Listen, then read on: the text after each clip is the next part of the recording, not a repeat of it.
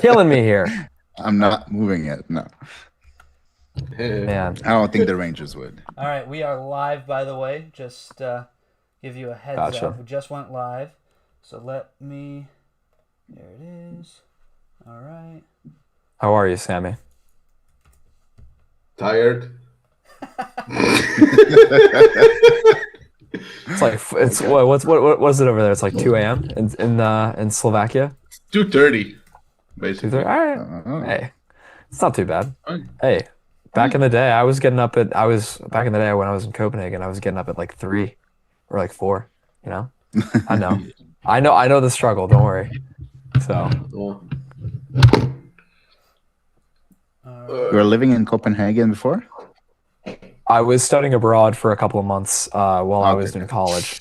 So I actually was lucky enough. I got to see Ivar Stenberg at Frölunda. I got to see Viggo Bjork in Stockholm, and I got to see Frondell Eklund. Got to see Damba Dinka in Malmö. So that's my boy. Love that guy.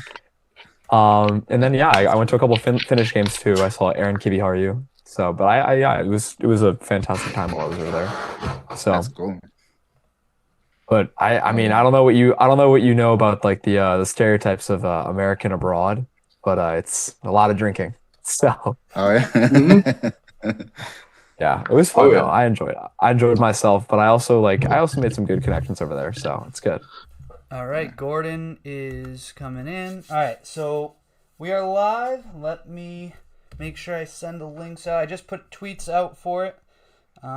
We will be starting very shortly. If anyone's in, I doubt it at this point, but just in case, if anyone's in, we will be starting very shortly. With Sammy, you're currently on the clock, but I know what you're going to do, and it's going to throw a wrench into a lot of people's plans, and it's going to be great. It's going to be Sammy, fantastic. are you serious? Can we be? Are you serious? Listen. I gotta follow my list. And Come on, man. we're gonna make a decision here. So you can gonna be the execute on wrong- the plan. We're gonna gonna be the wrong execute on the decision. plan. We're Remember, Sammy, we're trying to be realistic. yes, exactly.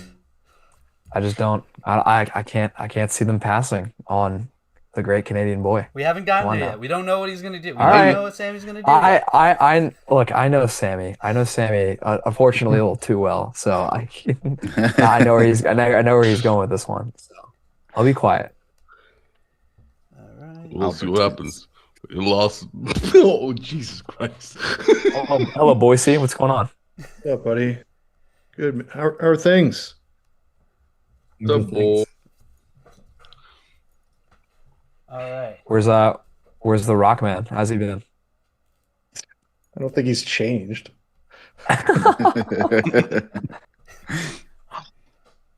Does he ever, man? Come on now. Love that guy. Known him for like 20 years. He hasn't changed. All right. Everything is set. I'm going to make sure. Yep. No one else is looking to get in. All right. Where's the Don? The Don is not making it? So he texted me and he said that he has a radio show at 8:30, which is what it is. Okay. He'll be on after that's done. So I'm assuming it's not running too long. He expects it to be like 20-30 minutes. Yeah. So. So he'll be back. Okay. All right, all the links have been sent. I think we're ready to go. Before we start, just want to say my name is Kyle Pereira. I work for McKeens and Recruit Scouting. I'm joined by my co-host Sam Tierpak, who works for Draft Hockey Group. Or no, geez, Pro Hockey Group. I forget the name. I totally blanked on the name. This is how we start. Thanks We got to a lot going whatever on. Christ All right. that we are doing this for the last time, probably. Well, anyways, after that, it is Sammy who is starting the draft. Got off to a fantastic start. It is Sammy that is up with the first overall pick, representing the Toronto Maple Leafs. I'm sure he won't make any controversial pick here. Go ahead, Sammy. Wait, what was it? 8:30. We're gonna have to talk for half an hour. Gotta do it realistic. Yeah. We gotta talk about trades that never happened and stuff like that. So yeah. Then you need the prospect to go up on stage and talk with a screen that's lagging. Yep. Perfect. That was terrible. Whoever idea was that, I hope, genuinely hope he finds a good job out there. Lord. All right. James Hagan's one was pretty funny. Yeah. Are they not doing that again? Hopefully not. No. They got to do it in person from here on out. Yeah, but their So- teams are there. For them after like I truly in my heart of hearts, I truly believe that if it was on them, they would basically stop doing that after like first 3. Because they were like embarrassed about it. It was really bad. Like, yeah. I do believe that, yeah. I haven't heard I don't know anything like internally. I don't know how but- you go from the draft of the Sphere, one of the best drafts ever, to that. But you know, Welcome to the NHL, man. Ruin a good thing. Anyhow. With the first over, you gotta play some music. With the first overall pick, the Toronto Maple Leafs are proud to select from Frölunda, Ivar Stenberg. Whoa! Shocking. I think we're all shocked in this group. In this group. I gotta follow my list, and he's my number 1. So I'm taking Stenberg. All right. So Ivar And Stenberg, the first overall pick in our mock draft to get things going. Sammy, you have to explain yourself here. I will. So, so for me, Stenberg and McKenna are 1 and 2 this year. 2 elite wingers, elite scoring potential, both of them. I like Stenberg a little more. He's a little more reliable, if you will. He's not a future two-way superstar in any way, but you know, he's reliable enough where he can be trusted in certain situations. I think there is more range of players he can play with compared to McKenna. McKenna has the highest potential and highest upside in the draft, without a doubt. But Stenberg is right there with him. So, if McKenna is a 100-point player, Stenberg is like a 95.1. And I want a guy who can play with more guys, who can play with anyone, and if I'm competing right away, right back into contention, probably, I want a guy who is ready sooner with similar upside. So that's why for me, Stenberg works better than McKenna. However, I would love if either of the two end up on the Leafs. Honestly, both special talents. Yeah, But absolutely. my preference is Stenberg. And I've been with you the last couple months. Honestly, I've had Stenberg at my number 1 as well. So I agree. They're in the same tier. I understand both arguments. So if the Leafs go with McKenna, that's not a bad pick at all. You really can't go wrong between Stenberg and McKenna at 1, honestly. But again, as Sam said, I also prefer Stenberg over McKenna for just about the same reasons as Sammy. But yeah, so now that Sammy has made his selection at 1 for the Maple Leafs with Ivar Stenberg, the Sharks are on the clock. That is Darren. He'll be picking second overall, and the selection of Stenberg might have changed his decision here. Well, I just have a question for everyone because I own Vancouver here. Is there any chance that Vancouver would make if McKenna falls to 2, would they actually move 3 and some other picks to try and move up? Is that actually realistic? I don't mean, think trades are open. Trades are open. Trading I'm with just, yourself. I is own interesting. both teams. That's the problem. Okay. Like that's why I'm asking you guys. Like, is that a legitimate? Realistically, when was the last time someone moved up in the top 5 or like top 3? Realistically, Yeah, but when was the last time McKenna was available second overall? Yeah, like it's. I'm just wondering well, because like, first and only time. well, theoretically, San Jose, well, no. So the theory here would be San Jose could still get the right shot defenseman and gain a bunch of assets, and Vancouver gets absolutely. Right? That would be the thought process there, but I'll just keep it as is for now. That's probably the most likelihood here. But like the only way, the only way that happens is if they're giving up 24 and 33, and do they want to do that? Well, they have both Sharks seconds the next 2 years too, so like that's another thing. Like they got 24 and both their picks back. That's a Sherwood deal, right? Yeah. I think I'm just picturing Celebrini with McKenna, and I'm just getting excited. Yeah, I think I'm just going to step up and take McKenna. I think that's fine. We'll do that, and then San Jose will trade one of their. They'll trade one of their wings. Get a defenseman at 20. Yeah, honestly. Exactly. Yeah, and they'll trade one of their. They can also trade one of their good. I think they just take a defenseman right? here, but I think in real life, I think they actually take a defenseman here, and I think McKenna falls to Vancouver, which would be fun for Vancouver. But so in my opinion, just with the way the draft is, I just think that the forwards are above the D here, and as you just said, you can grab your D later here. I would still, if I'm San Jose, just take the best player available. Like and you have so many good young forwards, you can trade one of them. Like you can trade someone else if you really need to grab, that right shot defenseman if possible, if needed. It's just, I think you have to take the talent here. I mean, they haven't made the playoffs yet. Like this is so. Imagine that forward group though. It's disgusting. Either Stenberg or McKenna. So Gavin McKenna goes second overall to the San Jose Sharks in our mock draft, which brings us to number 3, which is Darren.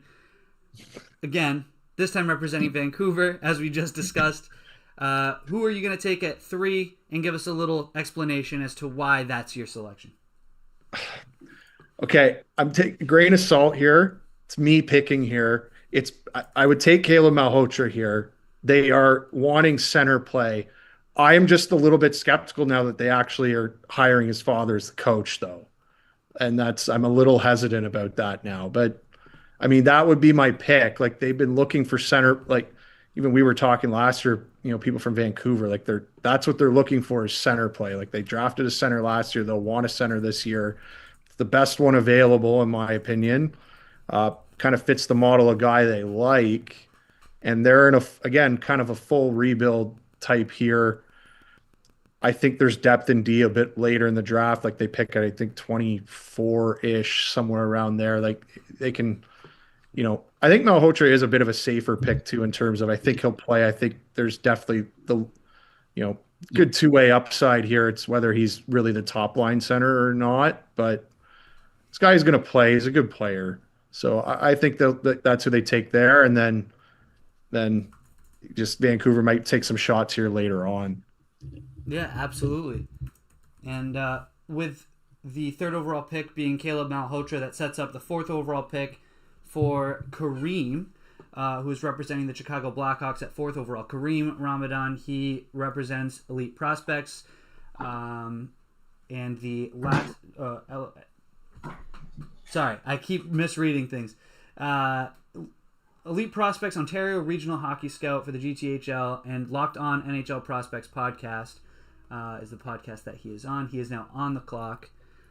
Sorry, I keep getting my words twisted here. I got a lot going on. Keep misreading things. I apologize. Stop drinking. So while we're waiting for his selection, as it doesn't look, we'll give him a couple minutes. Just I don't want to take anyone's picks away. I know different schedules and things like that, so we're gonna give him a couple minutes just to get the notification. I did tag him to let him know he was on the clock. But again, let's discuss those top 3 picks. So we've got Stenberg going 1, McKenna going 2, Malhotra going 3. And thank you, Donati, for offering to take the pick if Kareem isn't able to pick for Chicago. But let's go through those top 3 picks again while we have a second. Link, with the Stenberg-McKenna debate, I know before we officially got underway, you had a couple words for Sammy. What is your opinion on the top 3, Stenberg, McKenna, Malhotra?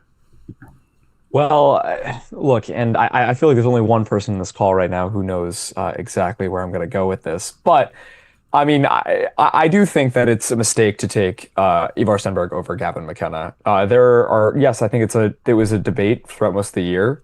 It was a pretty big debate. Obviously, there was the production of Ivar Stenberg, and he was fantastic this year. We haven't seen someone in Sweden do this since, I guess, the Sedin twins. I mean, we've repeated ourselves over and over again. But I've held steadfast to the opinion that Gavin McKenna is the best player in this draft class, and that's something that I'm not going to break away from. For me personally, the way it breaks down for me is, sure, you can critique what Gavin McKenna does in each zone, but the things he does in the offensive zone, I legitimately stop and ask myself, how many other players in the NHL can make that pass? How many players in the NHL could create that amount of space for themselves? How many players in the NHL could make that play?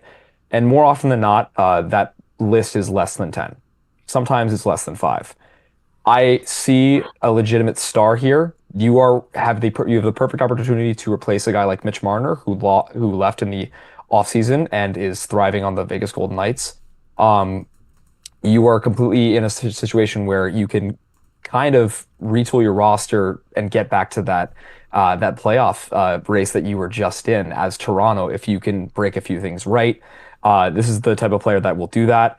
I'm not convinced that Ivar Stenberg is that special of an offensive talent to where he will become a top 15, top 10 player in the NHL. Sure, I think he'll be one of the better players in the NHL, but he's not someone for me who is as game-breaking as Gavin McKenna.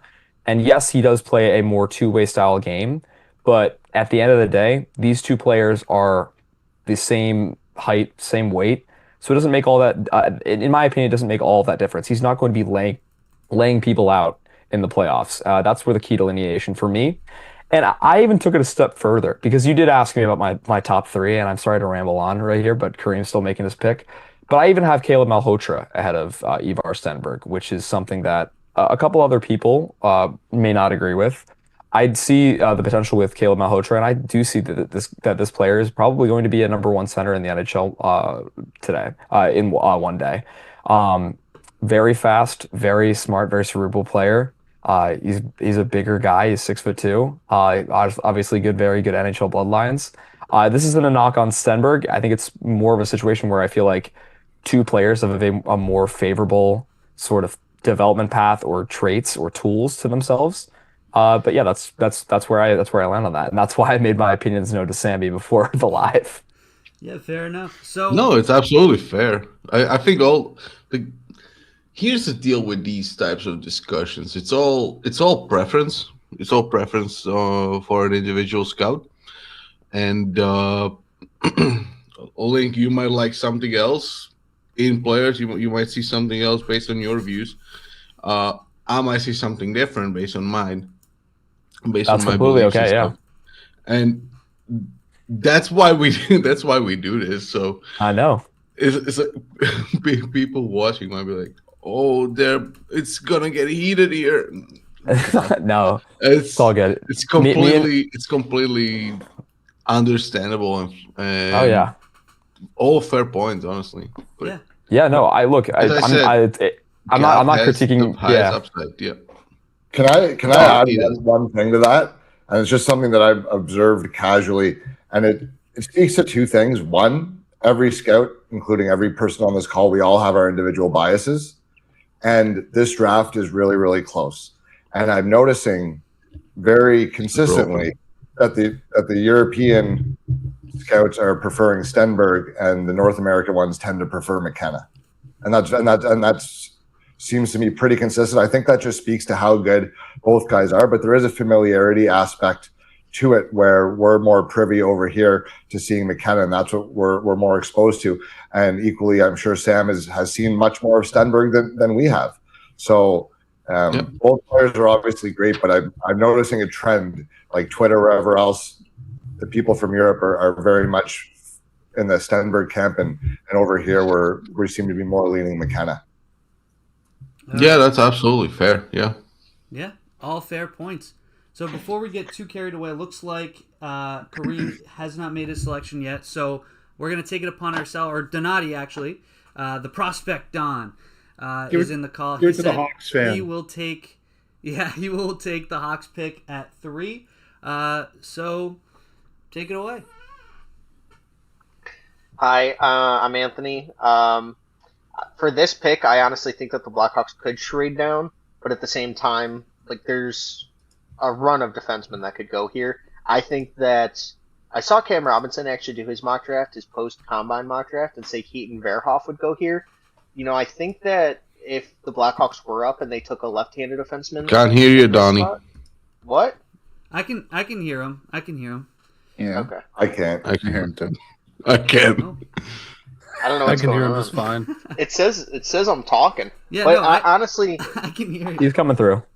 All right, so I'll say, for me, I think Where? Chase Reed could be the option here, but since they have Artem Levshunov and Sam Renzel, I'm actually going to go with Carson Karels, because I actually think that the left-handed defenseman would be more enticing. So I actually really did like the two-way game. I think the Jake Sanderson comps are very good too. So I don't know, Sam. I don't know if you can hear me, but I think Carson Karels could be an interesting one. For everyone who is in the call that can't hear him, he's taking Carson Karels.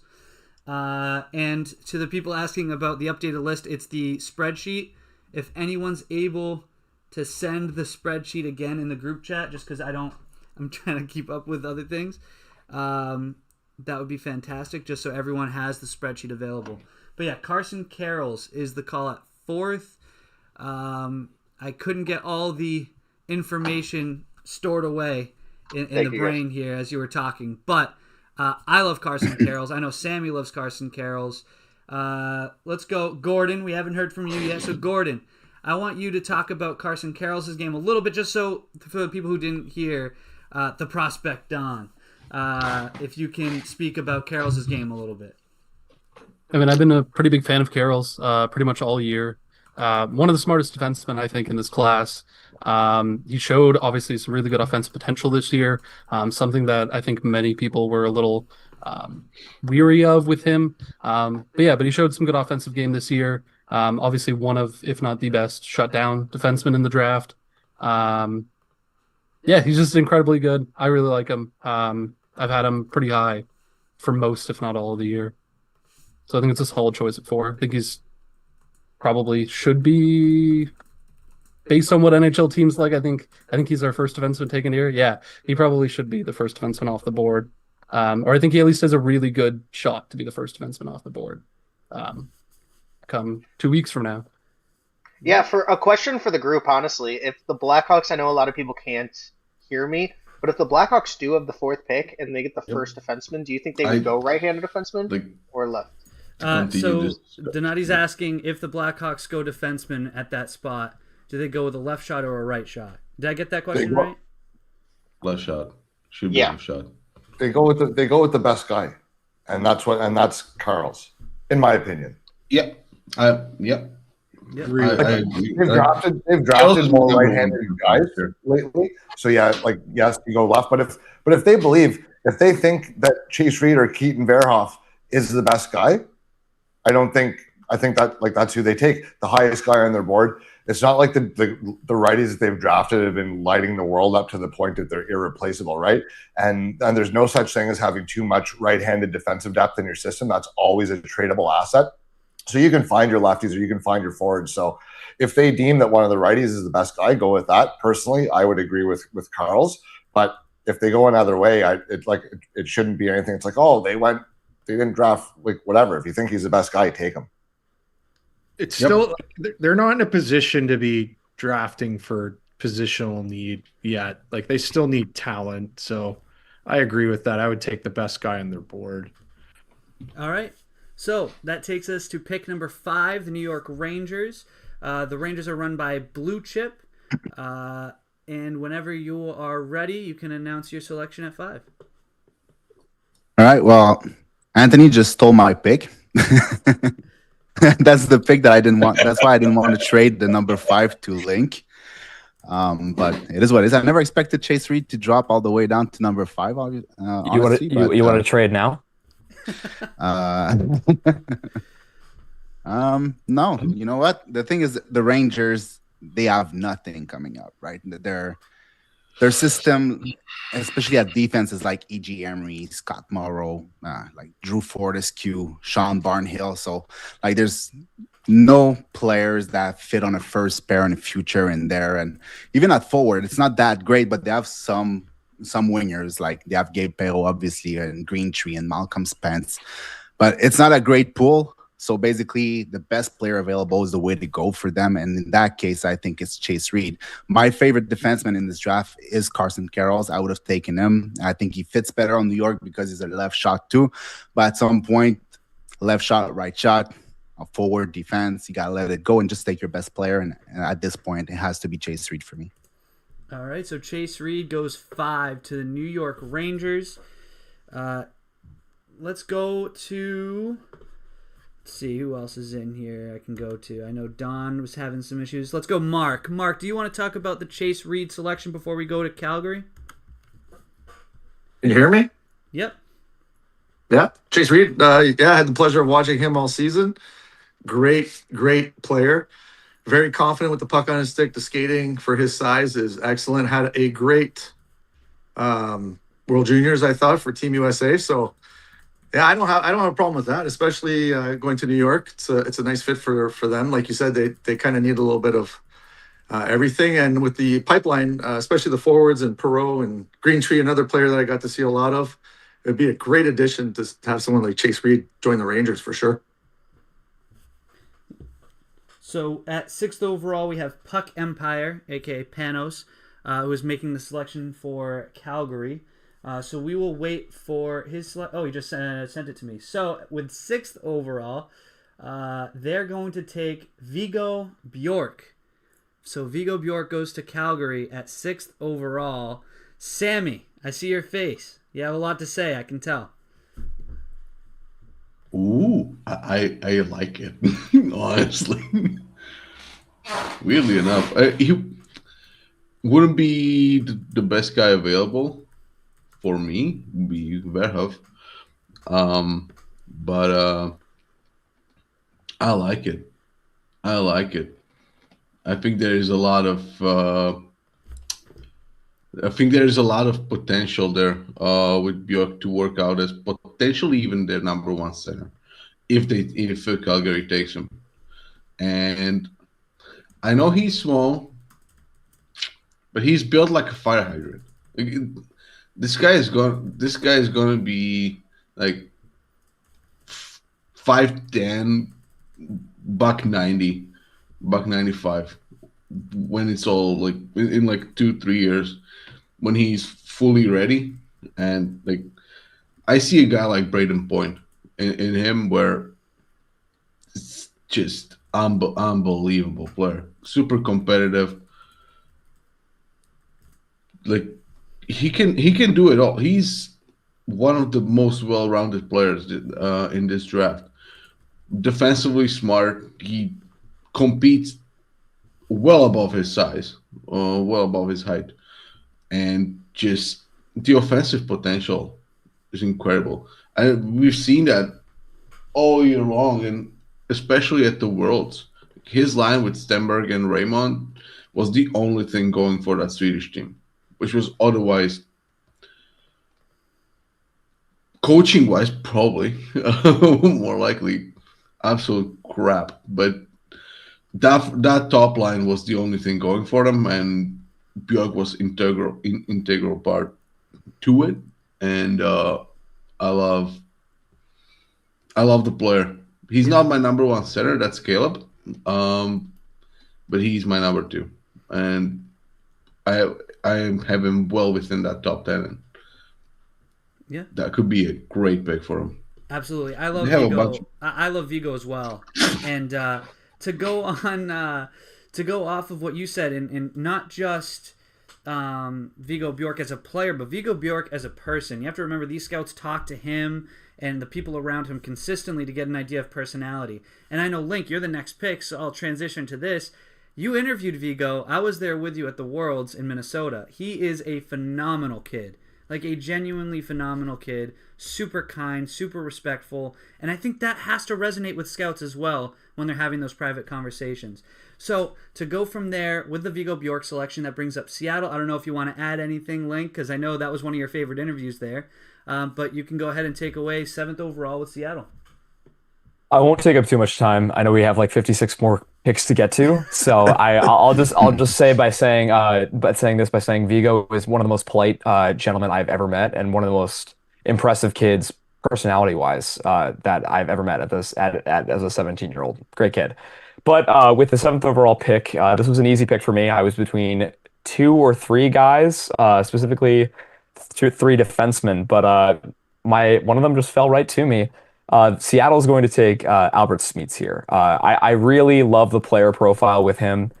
He's a very solid player, one of the highest floors in this entire draft, so much so that I think there's a legitimate chance that he could play an entire NHL season next year. He is that talented. He's that capable of a player, an impressive skater, a very, very good work rate as well. Loves physicality. I think this would be a fantastic pick for Seattle's very first defenseman in the first round. And yeah, this would be a great pick to get them started. I won't take up too much more time than that. So I saw Rocco, you made a comment there about how Link's getting good at scouting. So take me through your perspective of that selection of Albert Schmitz. Right, that was Rocco, right? Yeah. You're muted, old man. Okay. Oh God, geez, boomer. Oh man, okay, great. First of all, I love Link. He's my guy. I do love Albert Smeets, and I think this is a great pick for Seattle. It's time for them to finally draft a defenseman. And for me, with Smeets, however we want to call it, he was unbelievable at the Olympics. And to watch him have immediate success against the best players in the world, not just the best players at age, the best players in the whole damn ass world, played against USA and looked great, played against Sweden and looked great. I see this narrative, I guess, where there's a lack of offensive upside. I don't really get that. He is an absolute bomb from the point. Someone's going to figure out how to use that. Is he Wayne Hudson in terms of a playmaker? No, he's not, but neither is Jacob Chikrin, and he still scored 20 bombs, and it gets paid over $9 million a year. So there is a model for a guy who is very mobile and good defensively with one elite offensive attribute to be able to use that in the league. A coach will find a way to put him in positions to get pucks on net, and that's going to translate to points. I don't see a 70-point defenseman, but you don't need him to be. I see a guy who could be, and at this point it's become almost a lazy comp because we're all using it, but you do see a Mo Seider type impact there, where it's in that 50-some point range, but you can play him in absolutely any situation and for a lot of minutes. He's already proven he can handle a ton of minutes and against higher end competition. I don't see any way this guy, other than injuries, doesn't play at least 800 games in the league. Yeah, fair enough. So just a quick run through for those watching and for those in the call as well. With the first pick, it was Ivar Stenberg to the Maple Leafs. Second was Gavin McKenna to the Sharks. Third was Caleb Malhotra to the Canucks. 4 was Carson Carrolls to Chicago. 5 was Chase Reed to the Rangers. 6 was Vigo Bjork to the Flames. 7 was Albert Schmitz to Seattle. And at 8, it's the Winnipeg Jets, and it is Gordon with that selection.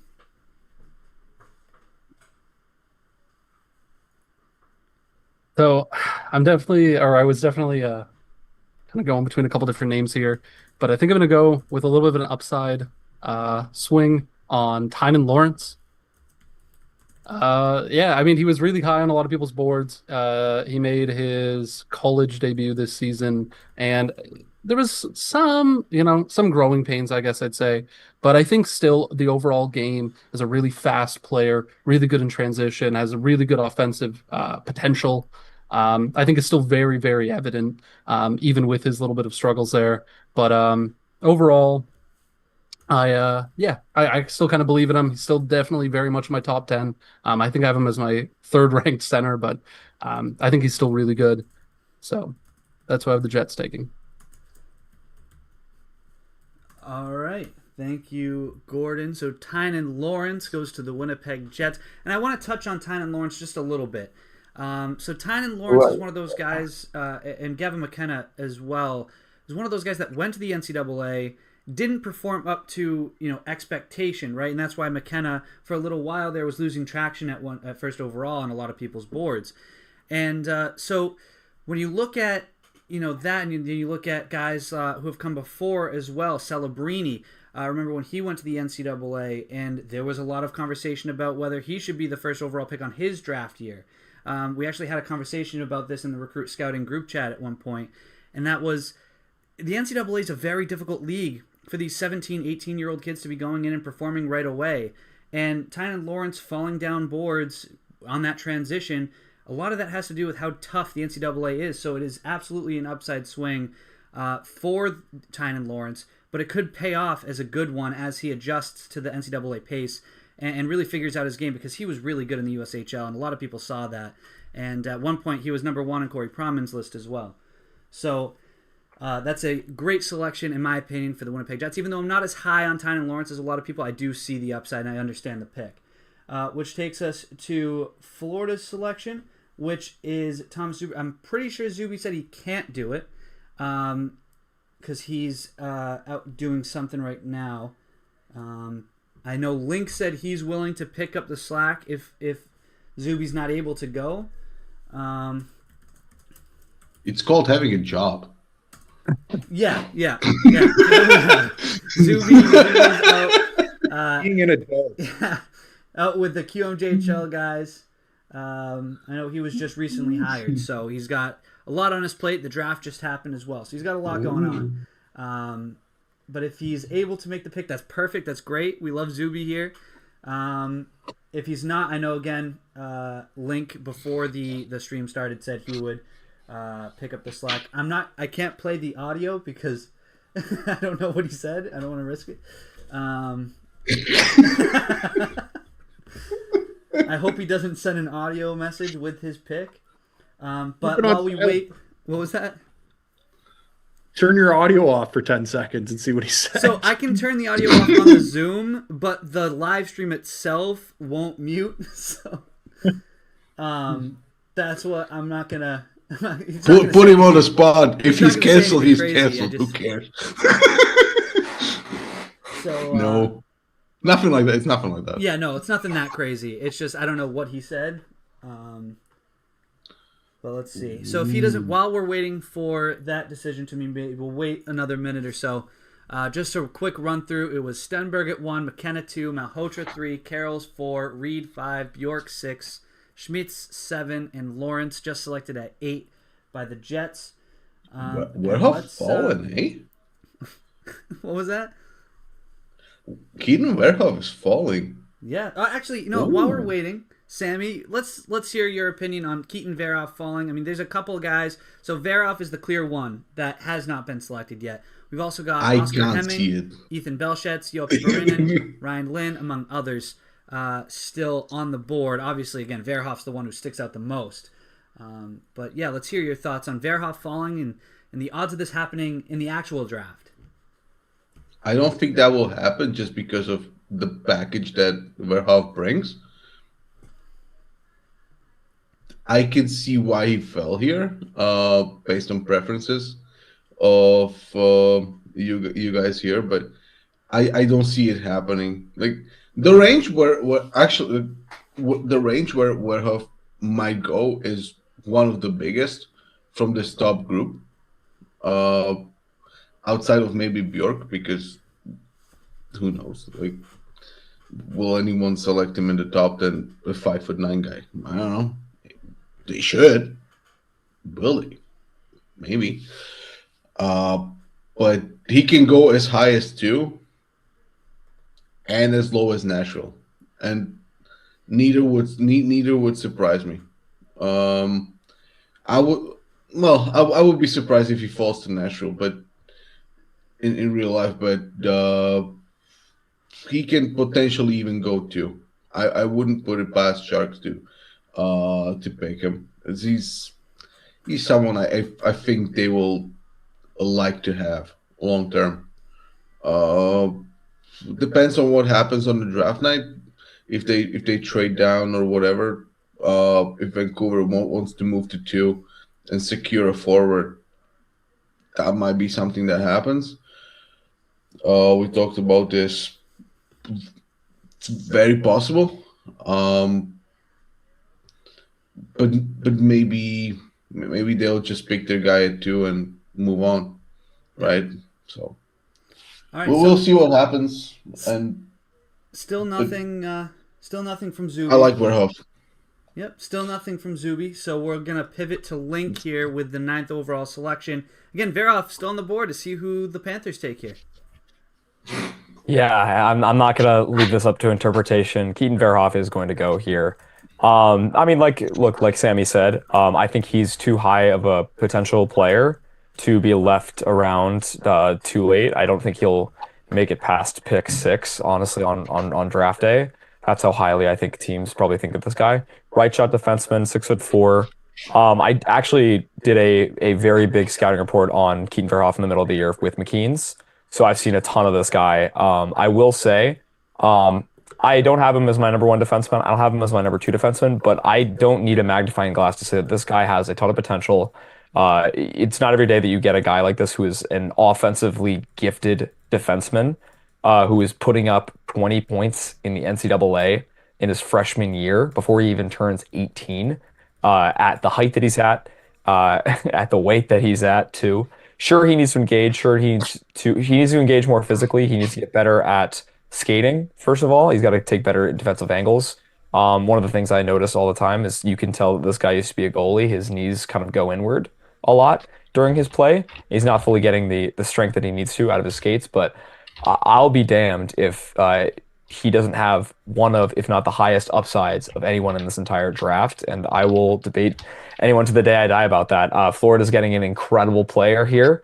They're getting someone who's going to be in North Dakota again, but man, if he's going to really tear it up if he breaks right.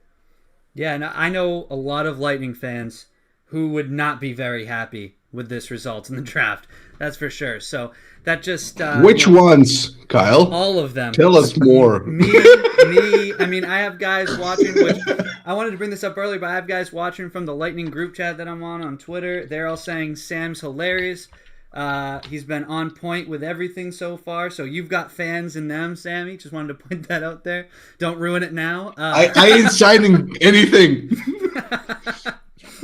Yeah, honestly, Lightning fans everywhere would be very upset at that Verhoff. So I think NHL hockey fans in general who aren't Panthers fans would not be very pleased to see Verhoff go to the Panthers. So a great selection there. Again, just luck of the draw. That's how the draft fell in this iteration of the draft.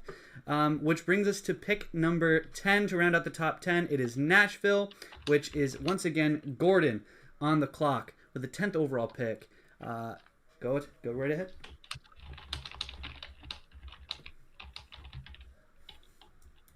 Not going to lie, was not prepared for this. I had my cat up on my lap for like much of the last few minutes here. Honestly, I think for them we'll go with the boy from Boston College, Oscar Hemming. I think he makes a lot of sense in this range anyways. I think he has a really good projectable game, obviously, with his frame, but I think also, and sort of power forward game. But I think on top of that, he has really good vision as a playmaker. I think he'd be a really good asset for them to grab. Absolutely. And I'm a big fan of Oscar Hemming myself. Me, Sammy, and Gabe all have him 10. Gabe has him actually 9, so right in that range, which is a perfect spot for Hemming to go. I know, despite NHL teams, when they see a guy with that frame, they're going to go higher than consensus typically. With Hemming, I feel like I've seen him lower on other boards, outside the top 10. And again, this is a kid that missed just about half of his draft season to situations that he really couldn't control. And for him to step into the NCAA and not even look out of place despite missing, 4.5 months of hockey is pretty impressive. And obviously, there are some things in his game that he lost a little bit, and he was trying to get his legs under him as the season went along. But considering that and still having that sort of production, even though it wasn't super impressive, still having that impact on the ice and making his role bigger and bigger as the season went on is just super impressive from Hemming. And I wish nothing but the best for him, because to go through something like that and to still have that sort of impact in the NCAA, which is already difficult as it is, even if you don't miss 4.5 months, it's incredible what he was able to do, and I think a lot of people overlook that. And again, the frame. You can't go wrong when a guy is as big as he is. So that's pick number 10, Oscar Hemming to the Nashville Predators. It goes to St. Louis. St. Louis is run by Rocco, who's in the call. Take it away. All right. Well, I seem to be in a bit of a pickle here because there's a guy that I want to take, but then there's the fact that I have another pick at 15. And I'd ideally like to come away with a forward and a defenseman here for St. Louis in a perfect world. And Daxon Rudolph is not my personally ranked highest player on the board right now, but he is going to be my pick for the Blues at 11. And a lot of this has to do with positional scarcity. There is a couple other higher end puck movers, but they're just not really in St. Louis's range, in my opinion, whereas Rudolph very much is here. So he obviously, his biggest asset is his shooting ability from the point. He does move the puck very well. He makes a nice pass. I do have some concerns with him in terms of defensive reads, but he has the body type and feet that I think he'll be okay here. And a coach just needs to iron out some details here with him in the defensive zone in terms of working through his progressions.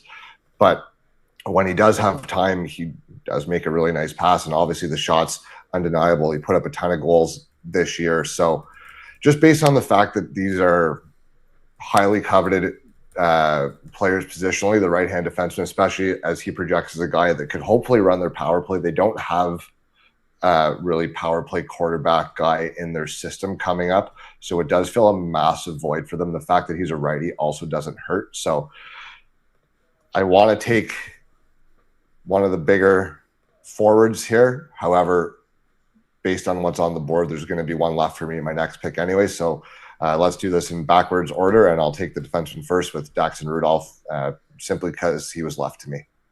Yeah, and Daxon Rudolph again is coveted by a lot of team and a lot of different scouts.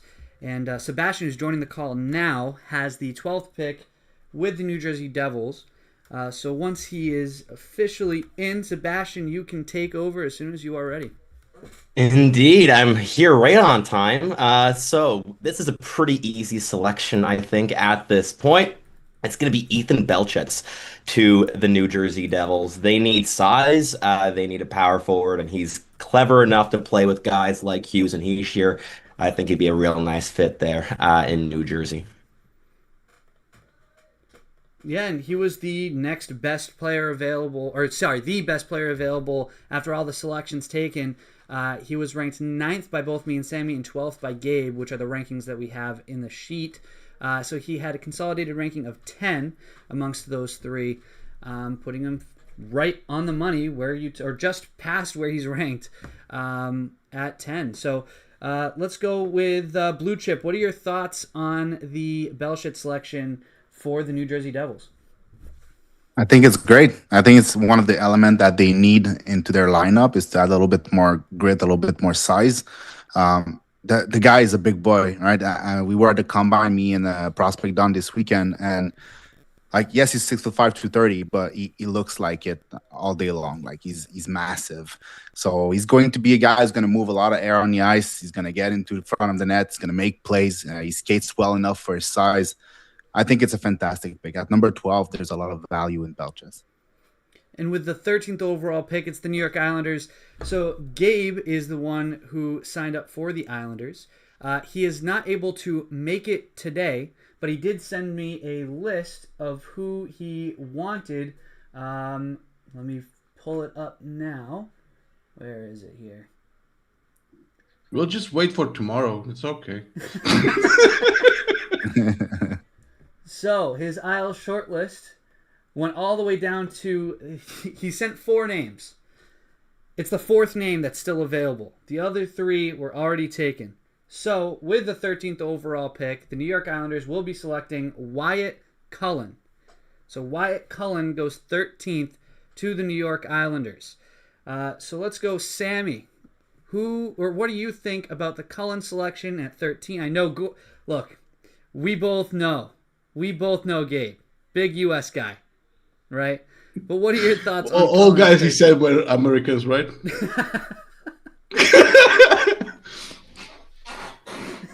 Hey, I respect the homerism, but yeah, with Colin at for the Isles, they have a lot of center depth. Bo and Barzal and other guys there.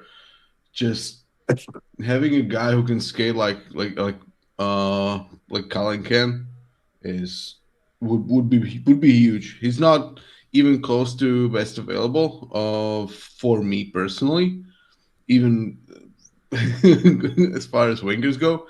But he'll make a great top 6.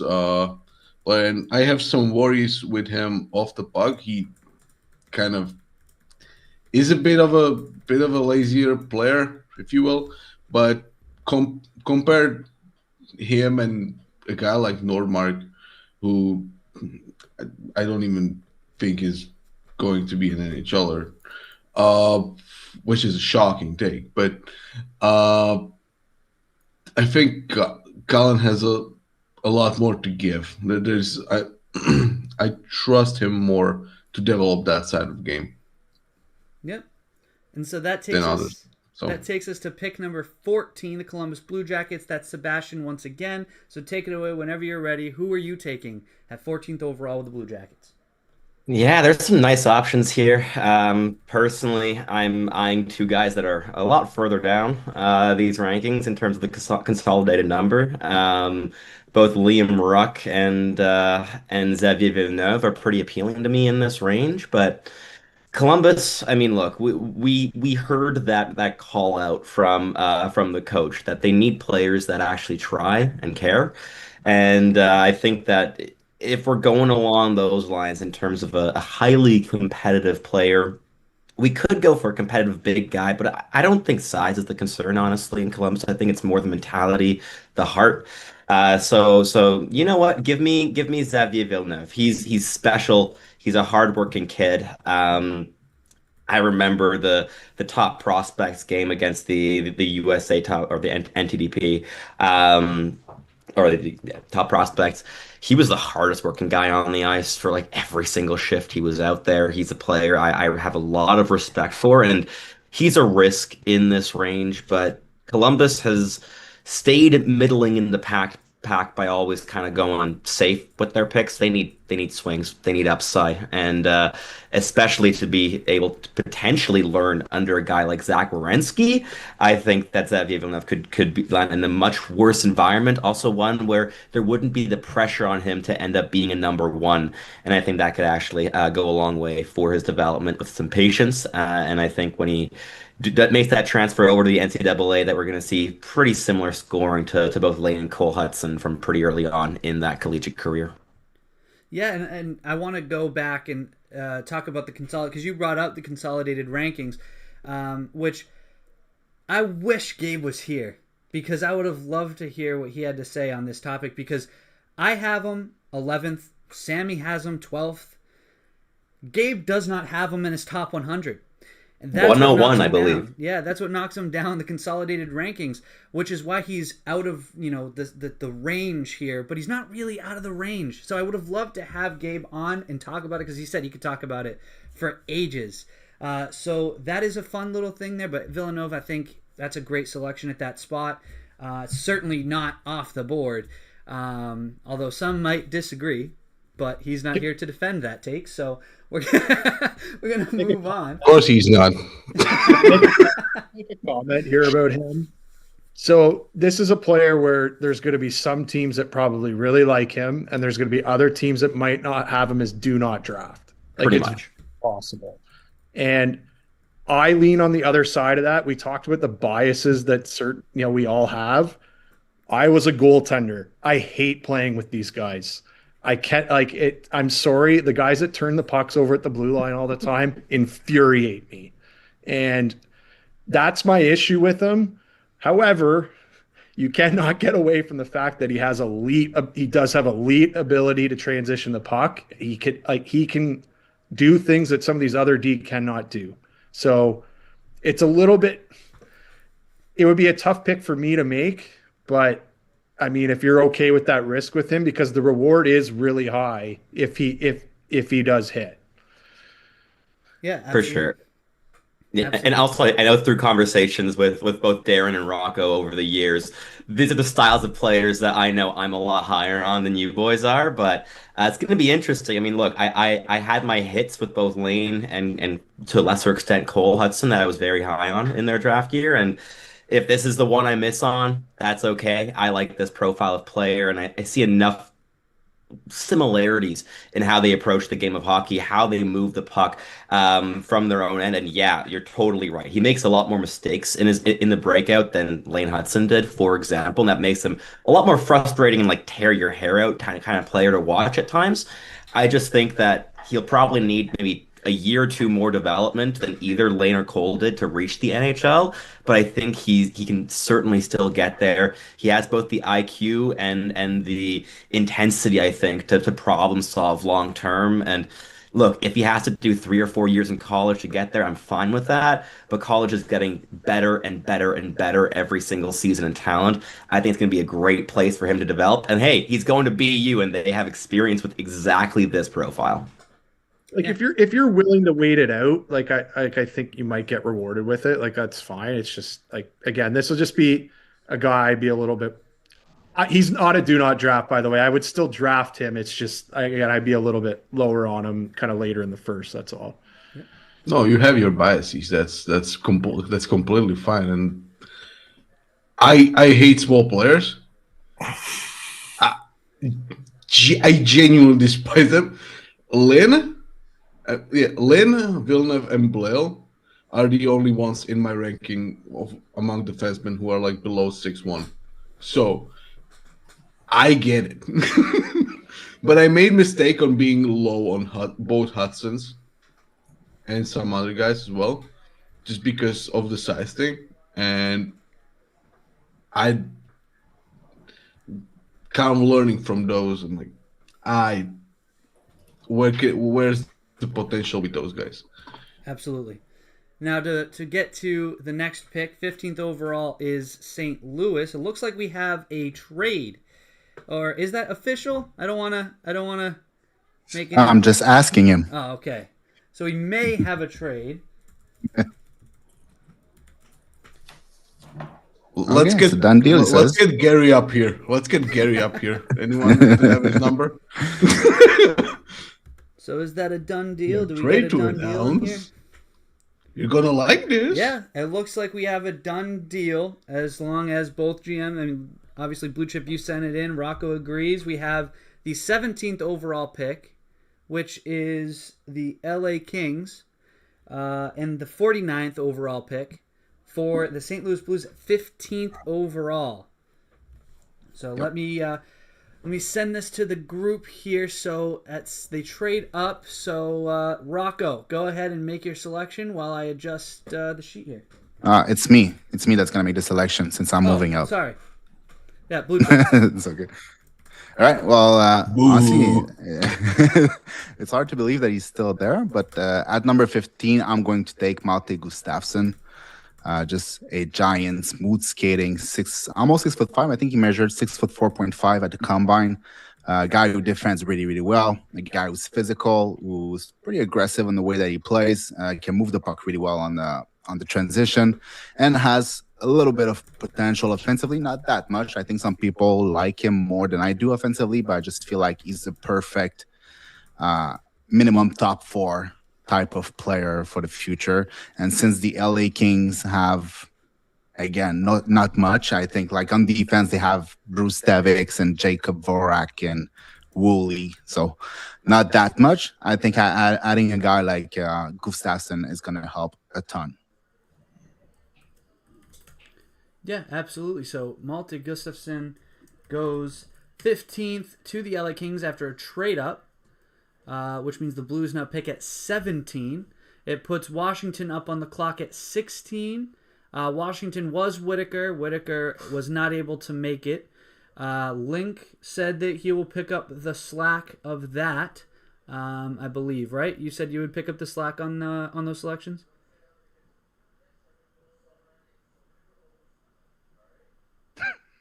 I can't hear you, Link. I got him my dealer already. He's gone. Hold on now. Hold on. You got me? Yeah, I can We're all hear good? you now. I can hear you now. My bad. Sometimes I have to charge my mic in between takes. Yeah. Let's see. Wait, hold on. Am I picking for Witt here at Washington? Yeah, you're picking for Washington here.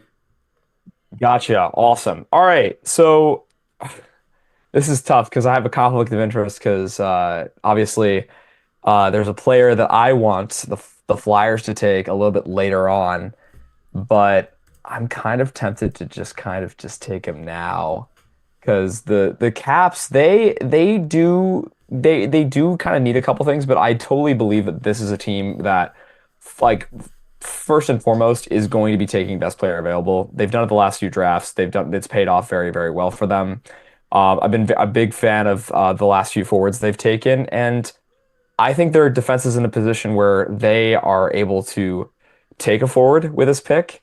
And again, best player available. I think only Mark is the one who's not going to be surprised by this. But with the pick here for the Washington Capitals, I will be selecting Elton Hermansson from Modo in Sweden. I think this is an uber talented player, an often overlooked player who can really do it all in every single zone. I'm a big fan of his work ethic. I think he really improved that work rate over the course of this year. It's been very noticeable in my opinion.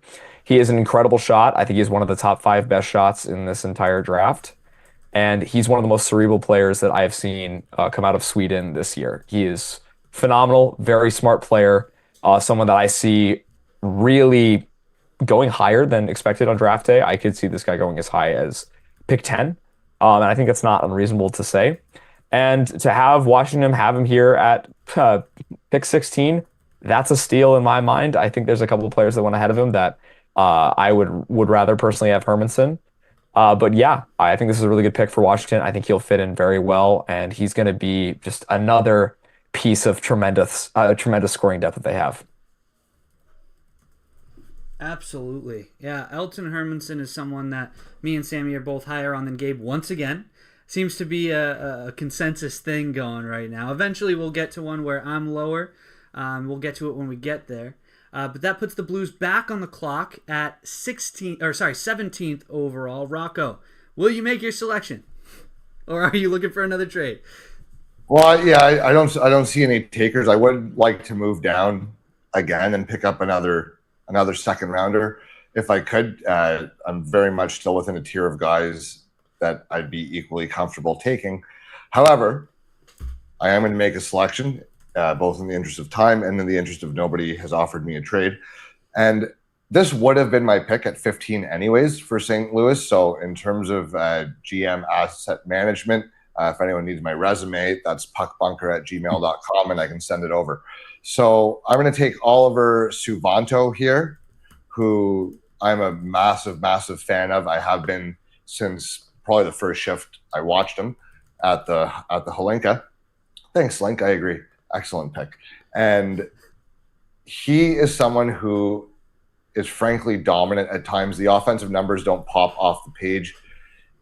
And much like guys like Anton Lundell or Sasha Barkov to a higher end extent, or even defensemen such as Pietrangelo, it's not because they lack the ability. It's because they're so good at the other parts of the game that their deployment dictates kind of a more well-rounded game and a more well-rounded deployment, which can sometimes suppress the pure offensive numbers. But I firmly believe it's not a lack of ability with him. He earned his minutes against men all season long. And when he played against his peers, or even older than his peers at the World Juniors, there were times where he dominated shifts. Finland named him one of their top 3 players at the tournament. That's named by the coaches. So that means a lot. And that's as a draft eligible player. He dominated Canada in the Halinka. And then they had a lot of highly touted players, and he suppressed everything plus contributed offensively. And I think that's what you can expect to see. And it may be a little bit of a lazy comp because they're both big Finnish centers, but I do see a lot of Lundell type qualities here, where despite being quote unquote only a 40 or 50 point guy, obviously this year he had a higher end season because Barkov was out, but it shows what he's capable of. And despite being that 40, 50 point guy, he is seen as a franchise cornerstone for Florida because of how good he is at literally everything in the sport. And there's a lot of that with Oliver Suvanto. This is a big body. He'll be able to handle the grind of a playoff series. He's highly intelligent. He works very hard. He doesn't ever cheat. He's elite at the details of the game at such a young age. And he's almost eligible for next year's draft by like 2 weeks. So there's a lot of runway here, and I think we're going to see some offensive pop in the next couple of years, and there's going to be a lot of people saying, how the hell did this guy go in the teens, if that ends up being the case. All right, so Suvanto to the Blues at 17 brings us to Washington once again at 18. So just 2 picks later. Link, I know you said you'd take Whitaker, but the prospect Don. Let's try this again. If your mic is working for everyone else here, I'd love to hear you. I know you've been a big part of this too, recruiting guys to join the mock draft. So I'd love to have you be involved a little bit more here. I know some issues with the mic, even though I can hear you. Let's see if we can run that through again with the Capitals selection if you're prepared to make that pick.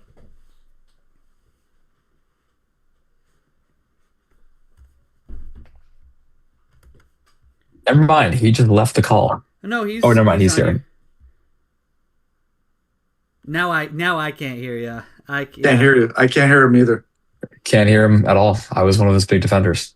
Yeah, I can't hear him either. Let's see. So Whitaker has another pick, Utah, the very next selection. So while you get your mic squared away, Anthony, I'll let Link pick for Washington. You can try again with Utah. Just hopefully I'd love to hear your input, obviously. Again, you've been really crucial to building this out too, getting people here. So I know he's taking Is it working now? anyway. Yeah, it's now working. I can hear you. Now I can hear you. You know what? We'll go with. Sorry about the confusion. You can go pick for Washington whenever you're ready. Well, honestly, Blue Chip already said it. I really like Klepov, but he was not there at the combine, so that was kind of interesting. He's getting rusty. Yeah. For me, I'm actually going to take Oliver Savanto here. I think Oliver Savanto would be a good pick. He's fallen. Savanto was just picked. He's already taken. Sorry. It's not red. All right. So, I see it right there. Okay, I'm going Klepov. Klepov would be fun. He's led OHL in scoring 97 points, and he played defense Kyle, you growing need to up. start drinking again. You're getting rusty. I'm trying my best here, Sam. No, but honestly, I think Nikita Klepov would be the pick. Bottle? What kind of bottle? You got Pepsi over there? I got a coffee. See. Got a coffee. Oh, nice. Yeah, Sam, it's 3 a.m. by you, so I'm surprised you're still standing. Of the highly sugar-rated fucking things. Or an actual coffee. But anyways, no, it's very sugary. Sorry to go ahead, Anthony, about the Klepov pick. No, I think Klepov would be a good pick here. Like I said, he grew up playing defense. I think that has not translated into his game, but maybe it does one day. He was a no-show at the Combine. I'm not really sure. We didn't get anything about that. So that's kind of interesting there. I did get to talk to him, and I think he's a good guy. But oh God, Rocco. But honestly, I think Klepov, for me, could be in this range, and obviously he could actually fall because he wasn't at the Combine. But since Savanto's gone, I'll go Klepov. Yeah, honestly, I know Sammy's lower on him than I am. We've had this argument. It's not really a discussion; it's an argument throughout the year. But I'm a big fan of Klepoff's, the smaller details. I know effort is a big thing for Sammy, and I get that 100%. But Klepoff, the details in his game, the way he carries the puck at times, is so impressive to me. I am very high on Klepoff. Gabe's lower on him. Sammy significantly lower on him. He has come around. He has ranked him this time. I remember there was a time where he was not ranking him. But yeah, Klepoff at that spot is, I have him at 16, so that's right around where I would take him personally. So I think that's a good selection. I know some others will disagree. But before we get too deep into the discussion with Klepoff, let's move on to number 19, Utah, which is Link. Take it away. Hey guys, sorry, I'm still charging my mic over here because it's been a long call, but all good. Here with Utah's pick, I had a whole monologue prepared for Washington, but all good, no worries here at all. Just seeing who's still available, but I have a pretty good idea here. With Utah, I think they need to take best player available, and I think they're in a position where they can take a legitimate swing in this draft. This is a pick that could be traded for maybe some more depth. They just made the playoffs. They're a team that can afford to take some serious swings at prospects. And that's what I'm going to go do here. I'm going to select Matthias Dagenet from the Quebec Ramparts here. This is an uber talented player. This guy's 6'4", and there are some shifts where I watch him and I'm like, oh my goodness, this guy could go so high in the draft. And for good reason. He was ranked pretty high by NHL Central Scouting, and he really is just a very cerebral player, a very talented player. Obviously, there are some things he needs to fix. We all know it, guys. He's a bit wily with the puck. He's a bit immature, and those are things that I think are they will probably stay with him for the rest of his career, but you can't teach the skill that he's got. You can't teach the size that he's got. You can't teach the physicality that he lays. Probably the best reverse hit in this entire draft. I think Utah would be running up to the podium if this guy was still there at pick. What is this now? 19? Yeah, pick 19. I see Dagenet as a guy who is going to love being a Mammoth alongside of another center who was picked last year with them, Caleb Denoyer. Two good Quebec picks. I definitely think that he'd be a great fit there. Yeah, which takes, I know that's a bit of an off-the-board selection. The consensus has him pinned at 38. Sammy's the highest, has him at 35. So a bit off the board, but the reasoning, again, you've made it clear why you're picking him, and it's we all have, again, as Sammy said. Going to be a great winger. Hey, if consensus has him at 38, consensus is lost. No, he's going first round. It's just duh. All these teams are looking for these big guys who can score. Yeah. 38. What are we doing? 38? Come on. So I know Zuby's not here. He's in the chat, but he's not taking part. But he's not a fan of Link's selection. He actually says you're toast to Link, and he's the guy who watches the queue more than anyone I know. He works in the queue now, so that's that's just a little bit of input from him. But anyways, before we get too deep again, Thomas has my contact. Tell him to text me. So I think he's got watching. my stuff. I think he's watching, honestly. But that takes us to pick number 20, the San Jose Sharks. That is Darren. Darren, whenever you are ready, you can go ahead and make your selection. I'm making a trade amongst the two teams that I am controlling. So hope that's okay. Yeah. So San Jose. Yeah, San Jose is going to trade pick 20 to Vancouver for 24 and the third rounder that they have, and Vancouver will be on the board here, so move up a few spots. Again, I don't know if 33 and 38 are really enough value there. I think they might move up 4 spots for an extra third, though. Yeah, thank you, Rocco. I am corrupt. Yes, that is true. You should be Washington's GM then. In this scenario. In this scenario, exactly. All the corrupt politicians in DC. Hey. I'll just meander around the point. I can do that too as a politician. So we'll take Ilya Morozov, take another center for them. Uh, Again, we'll kind of sort out the center position for Vancouver. I think this is actually an idea that Vancouver would have here because I think it's very obvious what San Jose is looking for, and they might be looking to just get some more assets to move down a few spots. This seems pretty logical here, and then Vancouver can use an extra asset to move up and get a guy that they want. They might still get, again, a center might still fall to them, but it just kind of guarantees that they got a guy that they would want. Could want someone else here too. I mean, maybe they like command. I don't know. But I do think they just try and target and get their center position sorted out. Yeah, sorry, can you say one more time? I was trying to get the picks. Who was it that you selected again? Sorry. Ilya Morozov. Sorry about that. I am absolutely washed. Sammy is correct. Which takes us to pick number 21, which is Philadelphia. That is Link once again. So Link, whenever you're ready, you can go ahead and make that selection. Well, I kind of screwed myself because as a Philadelphia fan, I wanted a good center in this draft, and I gave Utah Maddox Dagenais, and then Darren went and stole my Morozov pick. So what the heck, guys? What's going on? Anyway, I have a couple options here. Obviously, I want to take a center, but I think taking the best player available also can't help it as well. And I would be remiss if I took one of the centers who I'm not too high on, as opposed to this guy who has played at center for a little bit of this year, who I'm pretty high on, and is one of the last two players left in my top 20 that hasn't been picked yet. So I'm going to go with JP Hurlburt here out of Kamloops and committed to Michigan. I really, really love this player. This is someone who is purely one of the smartest players in this entire draft.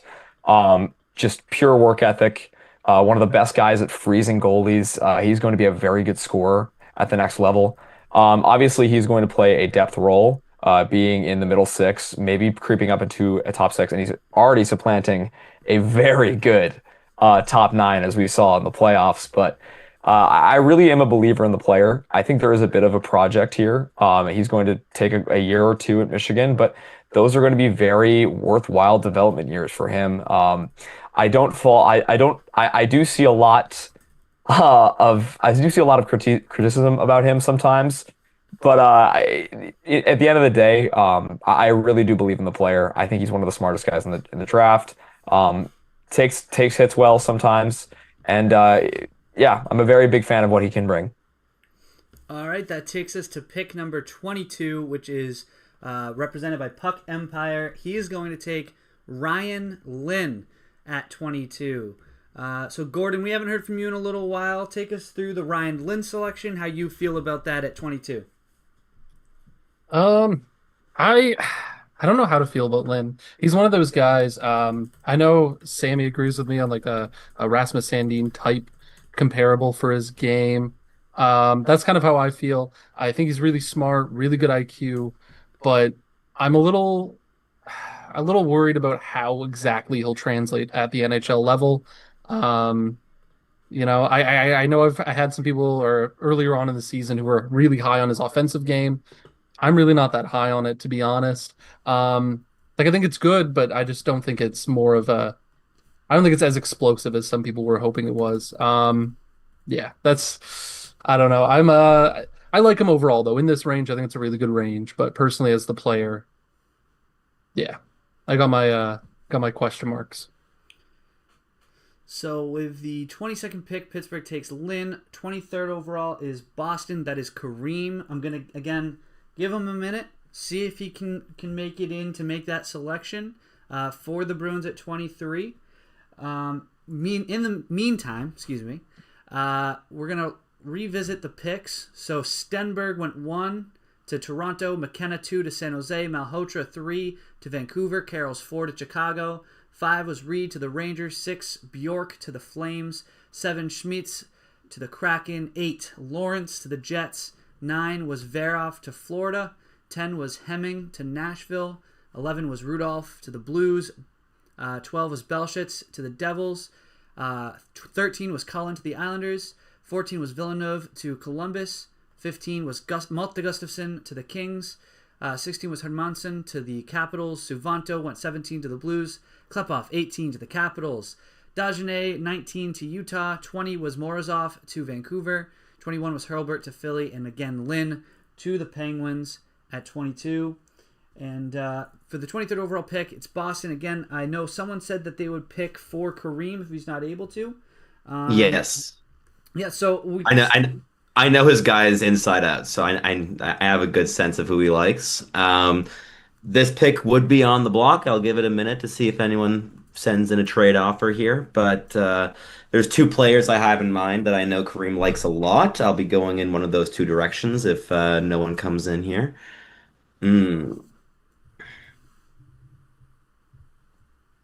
Yeah, Rocco, I'll do that. All right, so the Bruins are trading pick number 29 and 49. So pick 29 and 49 belong to the St. Louis Blues.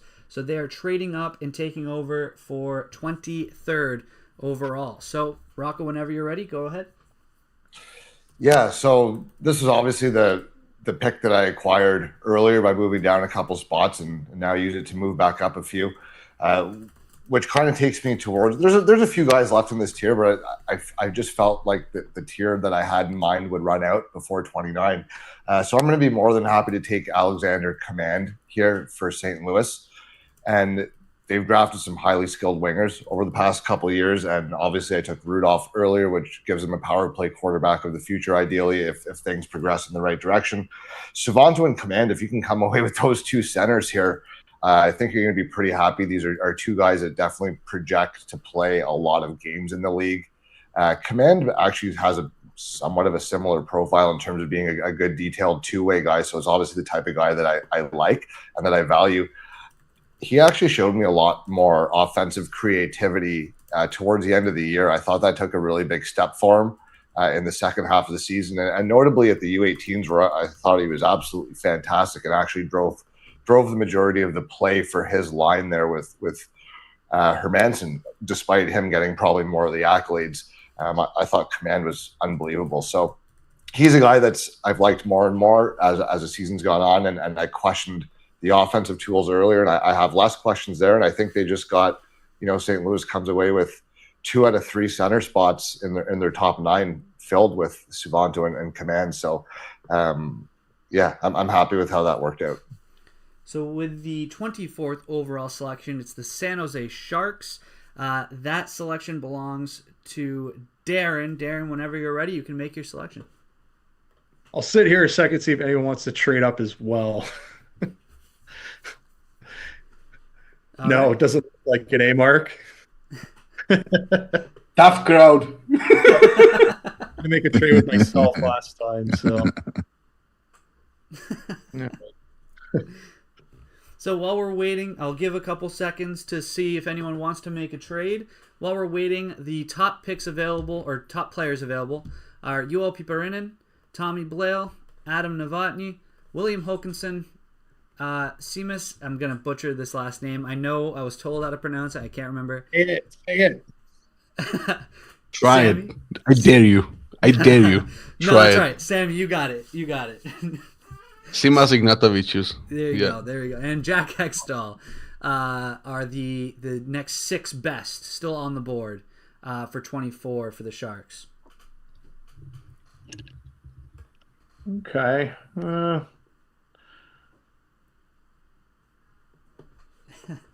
I think I am actually going to take Blale here then. I think that's the target for them here. They're needing a right shot D. We didn't take the right shot D early. We took the highly skilled winger. Look, they've already taken their first pick. They've already taken one, so they can take a little bit more of a shot here. They already got an asset to move down a couple spots. They can use that on someone else. So it fits a need for them. They do. Depending on how you feel about Luca Cagnoni, I don't know if he is their power play quarterback of the future or not. Blale can be. Blale has that ability. He's the right shot defender. You can use him, as the offensive type guy. And then they can draft some bigger, more defensive guys around him with some of these other picks that they have and some of these other, forward assets that they have. So is it a little high for me here? Probably, but I think that'll be the idea of what they're doing here is to pick the right shot D kind of, and again, fits a need. And he had a really good year. Like, again, I liked him better than Lynn in terms of the right shot D. I liked his year better. I like, I like the way he can move the puck and make decisions quickly. It's just that, again, can he defend in his own zone enough? And that's going to be the question with him, which is why he's getting picked down here. And that takes us to pick number 25, the Seattle Kraken. That is run by Link. So, Link, you are right back on the hot seat whenever you're ready. Yeah, I'm actually kind of surprised that this player fell as far as he did. He was in contention for my pick at 21 with the Flyers, and I ended up going with Hurlbert. But this guy is actually one pick behind him on my board, and that's going to be Adam Novotny. Seattle took, or I took with Seattle's pick, Albert Smeets at 7th overall. And with Adam Novotny, you're getting another very high work ethic player, a high work rate player who was very, very impressive at the World Juniors, in my opinion. He's not going to be the guy that puts up a ton of points. I don't see him putting up over 65 points consistently in the NHL. But this is a guy who consistently is very, very responsible in his D zone. He is everywhere on the ice. He covers a lot of ice. He can be a penalty killer. He can be a high work ethic guy on zone entries. That's one of the biggest things that I've had with him all year. I know Kyle's going to bring this up, but he's another player that I got to interview and thought he was an incredible gentleman, an incredible human being as well. Very, very nice guy. But with Seattle, they've had a history in the first round to take very high upside offensive forwards. And now with the 2 picks that I've taken here, I have them taking guys who are high floor, not so much high upside in terms of scoring, but they need to kind of round out their game and play a little bit more physical. And I think with both Novotny and Albert Smeets, they accomplished that goal. So with the Novotny selection at 25, that brings the New York Rangers up to the clock. The Rangers are run by Blue Chip, so whenever you are ready, you can make your pick. All right. Here at, what is it, 26? Is that it? Yeah. Yeah, 26. 26, there's a couple players that I would like. I like players like Mattis Preston. I think he would fit really well out there, but yeah, I'm not ready to take him there. There's players like Ignatavicius that I really like, Sherbakov too, but I think since I already went with a defenseman high in the draft for the Rangers, I'm going to go with a center, and I'm going to go with Simas Ignatavicius, which again, at the Combine, when we talked to him this weekend, he had that like Alexander Command, the way he talks, he has like fire in his eye. Well, Ignatavicius had the same type of, energy. The guy that wants to get better, a guy that's going to give it all on the ice at every single shift. Well, that's what he looked like. And that's what he looks like on the ice when you watch him play too. So you get a good defenseman and a good centerman, maybe winger. We'll see how it goes. It's not the highest potential player, but he's very good. What'd you say? He's just listed as a center. He hasn't played center in like 3 years now. So just saying. Yeah. That Still takes us to great pick 27 with the Buffalo Sabres. That puts Mark on the clock for pick 27. Can you hear me? Yep. Yeah. All right. Finally get to make a pick here. Buffalo's been waiting for a bit. Buffalo's a young team. I mean, I like what they have overall. One of the youngest teams in NHL. I think they'd probably pick someone that could step in sooner than later. I personally like this player a lot, probably because I've watched him a lot this year. He's part of my loop, and that is Jack Hextall.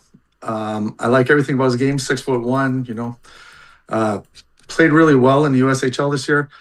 I think that he's a player that can, slot in anywhere in your lineup, and you like to see that in a player. And he's a very, very responsible two-way player too. I like the way he commits to all three zones, and I think that Buffalo, like I said, they've got a lot of stuff in their pipeline also and in general. So I think that if you just take someone like Jack Hextall, you're just kind of filling in the spots.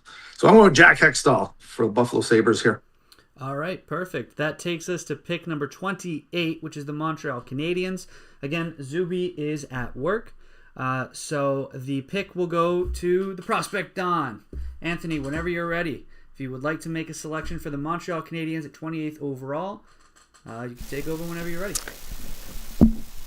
So I'm just going to check the spreadsheet if Pereira is still there, because I think that would be fun. Yeah, he's still on there. So I'm taking Juho Pereira. I actually really like this player.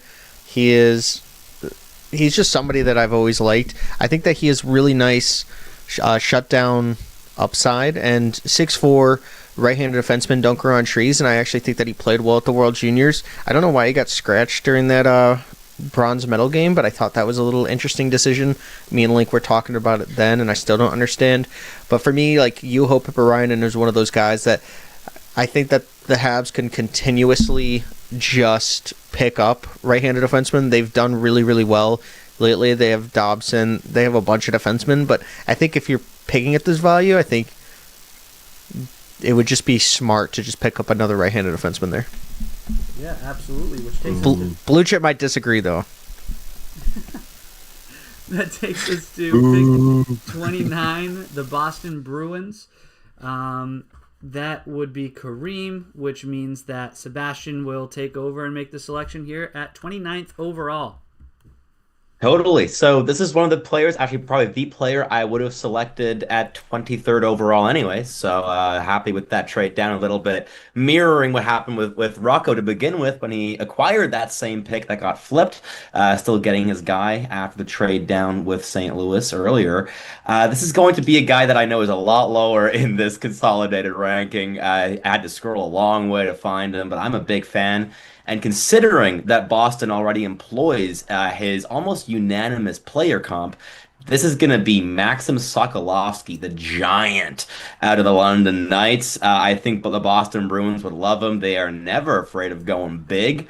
And he's an interesting profile, but I think that Boston would do really well in his development. And I think there's a lot of also resale value here. I think a lot of teams would be happy to still acquire him 2-3 years down the road if he grows out from Boston. But I'm seeing some stressed faces here on the call, so curious to hear some responses to this pick.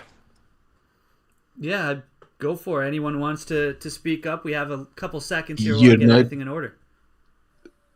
That's a good pick. You're not picking a player you would potentially even look at trading in the first round. Just saying. It was more a comment, not a reason to pick him. Yeah, I get you. I can see him being a first round pick. Be wild, in my opinion. I know you guys at AP love him. I'm not as high on him. I don't think his upside is even close to a first round range, which I think it's fair to point out, but the size alone, very Boston-y.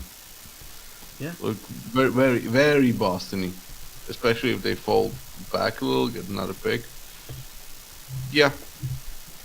Can I just talk about this guy for a second? Because he is right in my backyard here. Just a couple things with Sokolowski. He improved a lot this year. So if you are buying the development here, he has shown a lot. His body type makes him unique. I actually think he has decent defensive instincts for a guy who's raw. I mean, Mark Hunter literally found him on a back rink when he was scouting. He wasn't even going to scout him. He just found him on a random rink. There's a 6'8" guy out here. So there's that. He's mean. Like, he is the meanest guy in this draft. He is an absolute... He's terrible to play against. And Brady Martin, who I would call a very physical player, was actively complaining about him. So there is something here. I mean, I wouldn't be shocked if he goes in the first round, but I mean, it's a development project. Like, you're you're gambling a little bit. But I really, again, these are the template of guys that I do tend to like. But again, you have to be, you're taking a pick, just know you're taking a bit of a risk here. But again, could be a really big payoff because he can handle the puck. Like that's the other thing for a guy his size. He can actually handle the puck, which is kind of unique for a guy. It is unique for a guy that size. So I'd take a shot on him here. I'm a Sens fan. I wouldn't be shocked if the Sens actually took him. I would That's not. the most Sens pick I would imagine Yes. at the end of the first one. That's very Sensy. Yeah. I wouldn't be shocked. I mean, if San Jose took what's his name, Waxy Wang at 33, like last year or the year before, I don't remember. Sokolovsky at 29 makes a lot of sense. Like personally, I prefer Sokolovsky over Wang. I guess some people might go the other way, but he's also in the team that he is, in the development program that he is. You gotta trust London. Like, yeah. Well, they just force fed him ice time after Woolley was traded, and he was like, again, he improved immensely when he played. So there's a guy here. I think you're right, though. This screams like a number 33 pick to me, where they wait for that first pick in the second round, and then he'll go somewhere around there. But again, some team could really like him. He could go higher than this. Just, if someone really likes the template. We've talked about that before. Some will have him higher, some will have him lower. So Yep. So there were 2 picks made in the time discussing Sokolovsky, which is great. I love the discussion. But Calgary took Liam Ruck at the 30th pick, which is Puck Empire, and 31 Carolina, which is Gabe Foley selected Casey Muttrin. So I want to go to Gordon.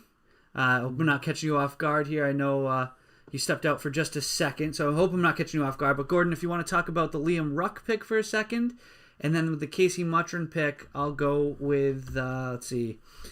We'll go with Darren to talk about the Muttrin pick, if you guys can. I just want to include as many people. But yeah, whenever you can, Gordon, take it away. Talk about Liam Ruck as we set up these next couple picks.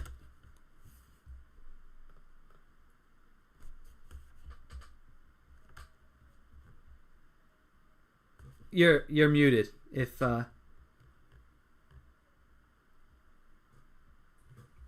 Ooh. Hello? Gordon, you're muted. All right. Well, I'll wait. I'll pass on that just for a second because I think I caught you off guard. But let's see. Looks like Don is. I really wanted Liam Ruck, so I can talk about There him. you go. Yeah, I was gonna actually say like Sebastian. he was the other guy apart from Sokolovsky I was eyeing. Kareem is the scout that I know is highest on Liam Ruck. He has Ruck at like 11th overall. So I was very much eyeing him with one of Kareem's picks. So that one stings a little bit to be off the board, but Liam Ruck is a shoot first winger, works very hard, pretty intelligent in the offensive zone. Not the biggest guy in the world, but he has the heart to, I think, project into a top 6 capacity. Led the entire WHL in scoring apart from his twin brother Marcus, who had 108 points. Liam had 104 this season. Those two guys have like a twin telepathy going on. If Calgary can end up with Marcus here, I think that becomes even more valuable. And considering they have picks 35 and 36, that is not unlikely to happen. I think that those two should ideally land in the same organization. And personally, I've been happy swinging on him as early as like 15th, 16th overall. So as one of the last picks in the first round, I think it's excellent value. I know it's not unanimous for him, and there are some detractors to the Ruck twins, but personally, I went into the season with a bit of skepticism around those two, and every single game I watch, I believe in them more and more. And for the Casey Muttrin pick, I believe I said Darren. If you can, talk a little bit about Casey Muttrin. So, again, some people talk about him as being he could play center. I don't see that. I think this is a winger. Like it's definitely a wing type player. Bigger guy. I'm not sure of the offensive ability here with him, but I do like the skill set in terms that he will play. I think this is an effective bottom 6 guy. I like the effort level. I like that, Again, there's some physicality here. It's not a huge upside pick for me. I think it's more of a safer pick. I'm not, it wouldn't be my pick there, but I mean, again, I think he'll play. I guess Rocco knows that I say that one a lot. I think he'll play, but again, I don't know if I don't know if this skill set's going to be a top 6 guy. It doesn't look like that to me. So we'll run through the last couple picks here. So at 25, Seattle took Novotny. 26, the Rangers took Ignatavicius. I think I said that right. I don't think I did at all. At 27, the Sabres, took Hextall. At 28, Montreal took Piperinen. At 29, Boston took Sokolovsky. At 30, Calgary took Liam Ruck. And at 31, Carolina took Casey Mutrin. So at 32, it's the Ottawa Senators. And that is, I believe, Rocco. Yep, Rocco is on the clock with the Senators. Now, this is interesting because there is someone who, in the majority of scouts' opinions, this pick might not make sense, but equally, this is by far the highest player left on my own personal list.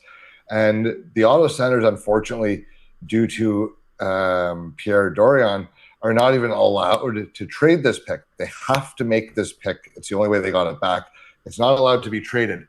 So that took that possibility off the board because I would actually love to move down here with whoever's taking Calgary. But since I can't trade it and since he's the highest guy left on my board, I am going to break the hearts of the Ruck family and I am going to take Marcus Ruck to Ottawa simply because this is, in my opinion, the best player available. And I had half a mind to go with Matisse Preston here. He won me back over towards the end of the year, and I think Ottawa does need an injection of high-end offensive ability. And sorry, I'm laughing at Sam. They need that. And Marcus Ruck scored more points than any other draft eligible from any league, full stop, period. So I believe if they are to be separated, we all expect Liam to go first because with all things being equal, you take the shooter, you take the goal scorer. I do believe that if they were to be separated, Marcus might have an easier time adjusting because as the playmaker, you just need to pair him with a good shooter and he will find them and he'll put pucks on their tape. And the chemistry might not be the same, but when you're that good of a playmaker, you can have that chemistry with a number of shooters. It doesn't have to be your brother necessarily. And I also equally feel that Marcus has kind of gotten the short end of the stick in terms of draft projection. Everyone seems to think he's not in the same, like everyone seems to think Liam's way better, but that's not the case. They're very, very, very similar. And I'm just going to go BPA. And if whoever has Calgary, now that I've drafted a player, I am able to trade him. But Calgary's going to have to pay because I do value this player for his own merits, regardless of whether he's paired with his brother. Yep.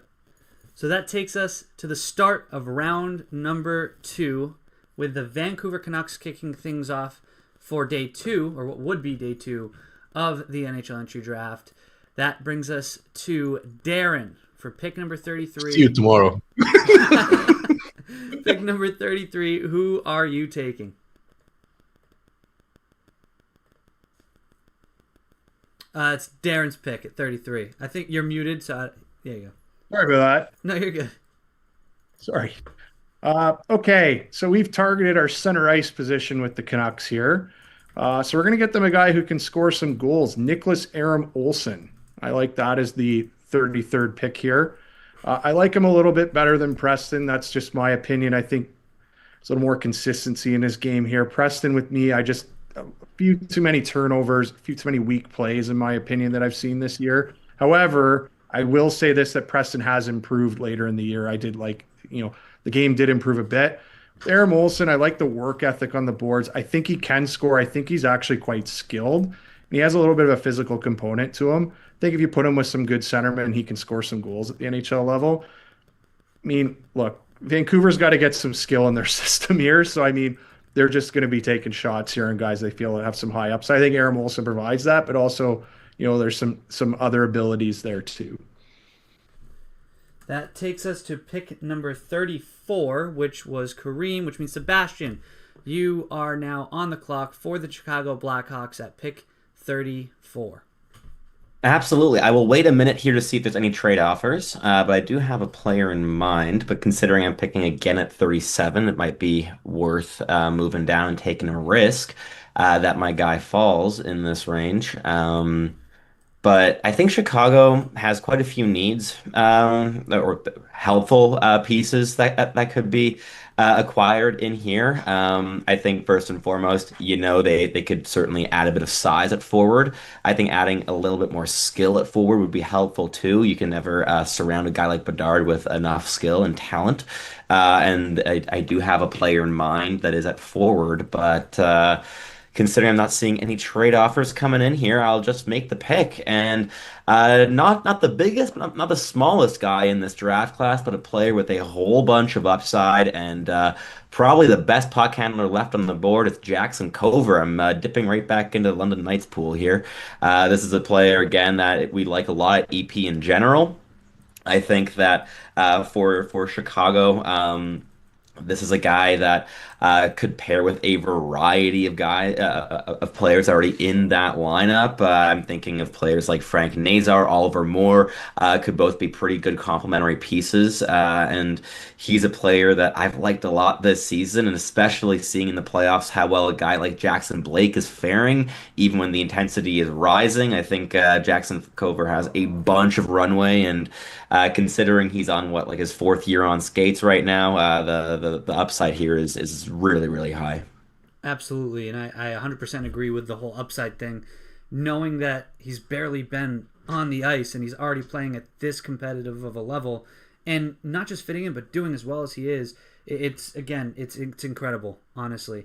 That takes us to the very next pick, which is pick 35 and 36, both for the Calgary Flames. Before I get into this pick, I just want to say that Calgary does not want to trade 35 and 36 for Marcus Ruck. They're going to stick and pick at both their spots. So they're going to take Gleb Pugachev and Georgios Pentelis at 35 and 36. And Sammy, I see that look in your face. I want you to break down these two picks of Pugachev and Pentelis. I know you've seen a lot of Gleb. No, you don't. Yes, I do. Let's hear it. That's why I called on you. I know how you feel, and you've watched a lot of Gleb. So, Pugachev, physical winger, good speed, good support player. There's a lot to like. He's gonna have a longer runway to go, and be ready. But I definitely see a bottom six checking forward with him. There's a lot of physicality involved, and he's big and. He was great in the playoffs. I know the points are not there, but watching them play, him and Fyodorov and some other guys on that Nizhny Novgorod team, and it's just he's a dog. He's a dog out there. He's that very projectable player. And Pantelis is definitely a player, one of the players of all time, if you will. I don't know.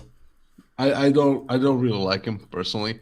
Maybe if somebody likes him, we can speak up.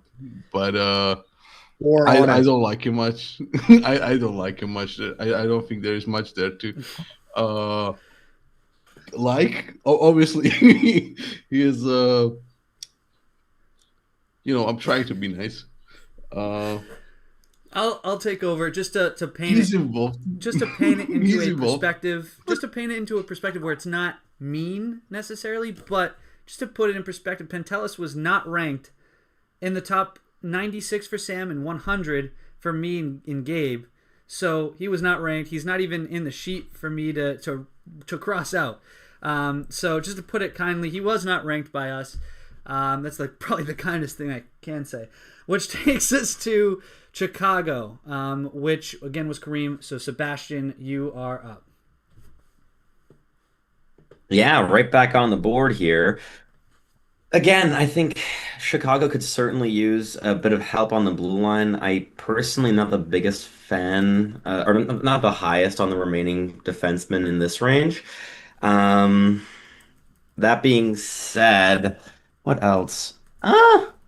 There's one guy I like here. Look, you can never have enough centers, and you know what? You have a lot of pacey guys already in Chicago. Anthony, tell me how you'd react to this. No pace, but a whole bunch of IQ and skill. I'm going Yegor Shilov here. That's a good pick. He's fallen. I like it. I don't know what Sam thinks of him, but I'd love to hear that. That's it. Sam? What is going on here? I mean, There's the upside play at least. That is like if he hits like He's that's gonna involved. be a pick. He's involved. He doesn't Sure. want it. He doesn't want it. Him going to Penn State is You know what? Good. wild. Good. Maybe he'll figure it out there. Like, but let's talk about it, though, because we're all laughing. But let's just be honest. The downside is that this guy will never play because now I've seen. I don't know if any of you guys are even old enough to remember, other than Mark and Darren. But Connor Garland was literally this in junior. He was the most frustrating player to watch. He would hang out literally on the wrong side of center ice, just hang out there, not even moving.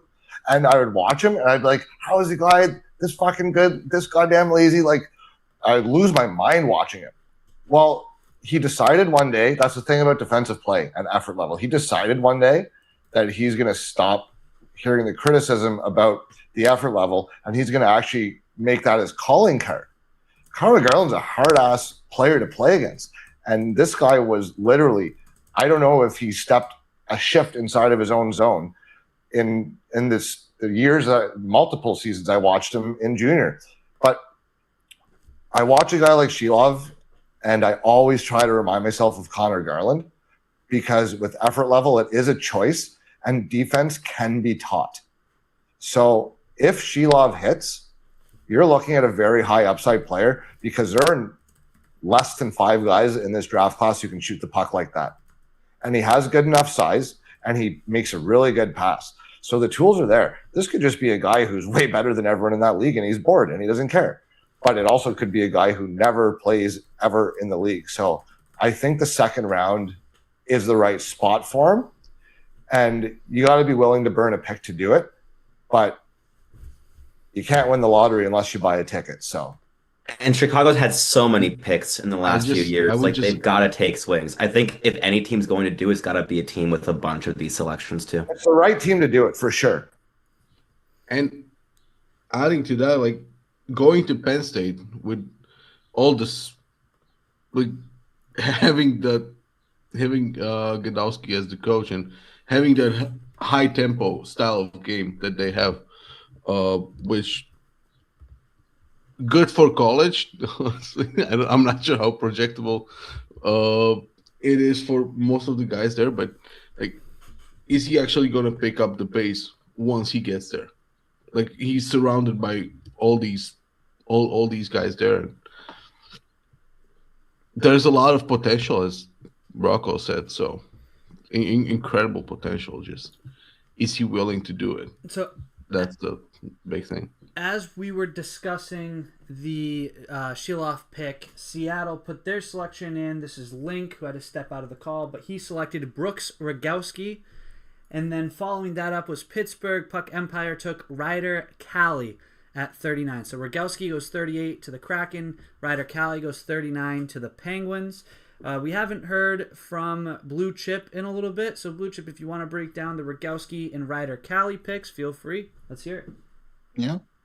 I think at this point in the draft, they make a lot of sense. Rogowski, like the size is attractive, but like he's for sure bottom 6 player. I don't think there's any type of upside for a top 6 type of player. I don't think it's going to happen. I mean, miracles do happen sometimes, but that's not one I would be counting on. But the size is definitely attractive. Like I said, he skates pretty well for his size too.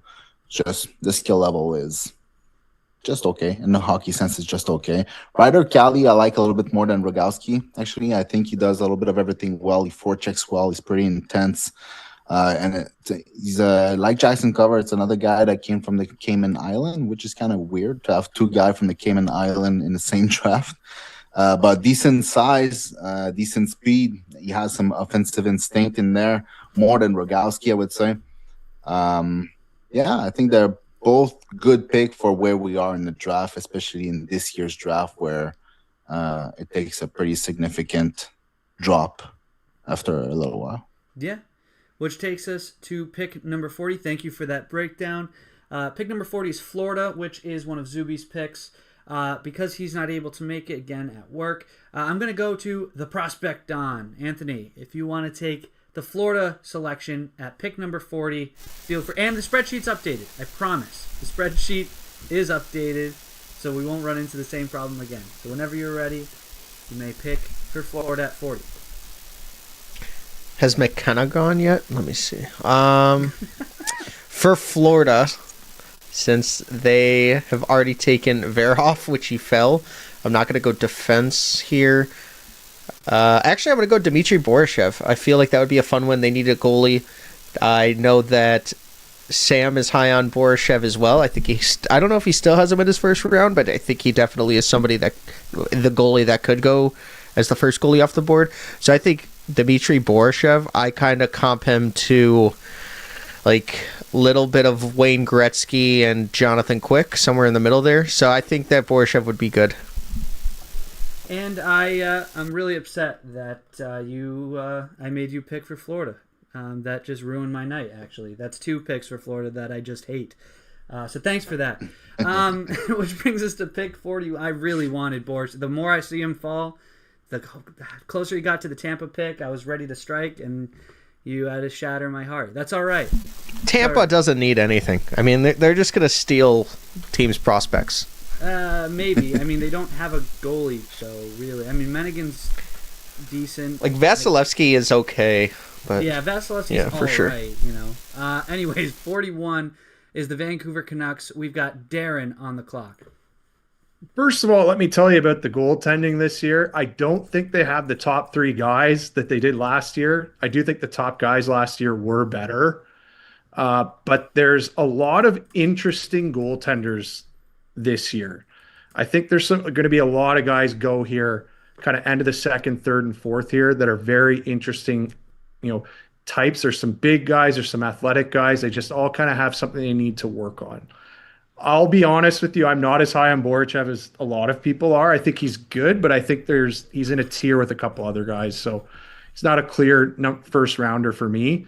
But again, I also could see Florida here actually taking a goaltender, so it makes sense. Like the pick makes a lot of sense for them, especially in the second round for some team. They want a goalie, take the one they think's the best guy. It makes a lot of sense. Okay, now with Vancouver, I'm going to go on my best available here. It's Alex Bilecki. That will be my pick here. Might be a little high for some people. This has been my favorite player in the OHL the entire season to track. He played on Kitchener this year, and he's not featured in that lineup. You watch this guy individually, though. He moves the puck quickly. He's a 6'2" body, skates really, really well, and improved immensely as the year went on. I think there's actually power play ability with this guy. I think he actually moves the puck quick enough for that. Really gets a power play moving around when he gets that ice time. And I think he's a really good puck mover. Cam Reed was on that team, and I think he actually moves the puck just as well as him. Cam Reed's more of a guy who skates it out of his own zone, moving it himself. This guy can move the puck better than him. So I like this guy here. I like him a lot, actually. I think he should be ranked higher. I think he's actually quite low on a lot of boards. But Vancouver needs, again, we're looking for talent here. I think this guy kind of fits, and we took forwards with them the last few times. So there we go. I love that pick. It's like you said, he's not featured on his team. He played 10, 11 minutes per night on the third pair, and that's about it. And they have four draft guys on their team. So. But when you take him and you watch just him, he looks so good. So he didn't have the chance to produce all that much, which is fine. But individually, like you said, he looks amazing. That takes us to pick number 42, which is the Nashville Predators. That is Gordon back on the clock. Whenever you are ready, you may make your selection. I have my mic working this time, hopefully. So I decided to pick a player who has fallen, I think, quite a bit on the consensus boards here internally. as well as my own rankings, and that is William Hawkinson, Swedish defenseman, 6'4", good poise, decent puck mover, probably more of a defensive oriented player, but yeah, I think he's got some decent puck moving ability. Um, I think it's good. I think there's some upside there. I don't think that he'll be like a power play quarterback or anything, but I think that, he can make decent plays under pressure. I just think he's a good, solid defenseman going to a team that has that history of developing incredible defensemen. So That takes us, and I again, it was Borishev, and when I saw Hawkinson falling, that was the next one. I was like, if he's still there, that's my go. So that is another heartbreaker for me. But that's all right. That takes us to the next pick, which is Columbus at 43. That is Sebastian. You are back on the clock. Yeah, I've got 3 consecutive picks here, so I'm going to be doing a lot of talking here in the next couple minutes.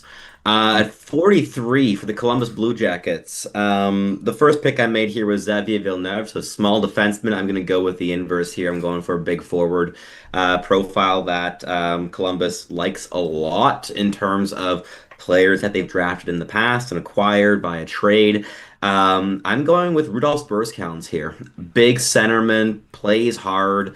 He got a lot better as the season went on, in my opinion. I know Sammy looks a bit shocked here, but I like this player more and more. The first viewing I logged this season, I almost couldn't submit my scouting report because I think it was like the lowest IQ game I scouted in the last 3 years or something. It was rough. By year's end, he's a player I really enjoyed going back to watch every week. And I think Columbus loves profiles like this. They went out and traded for Charlie Coyle.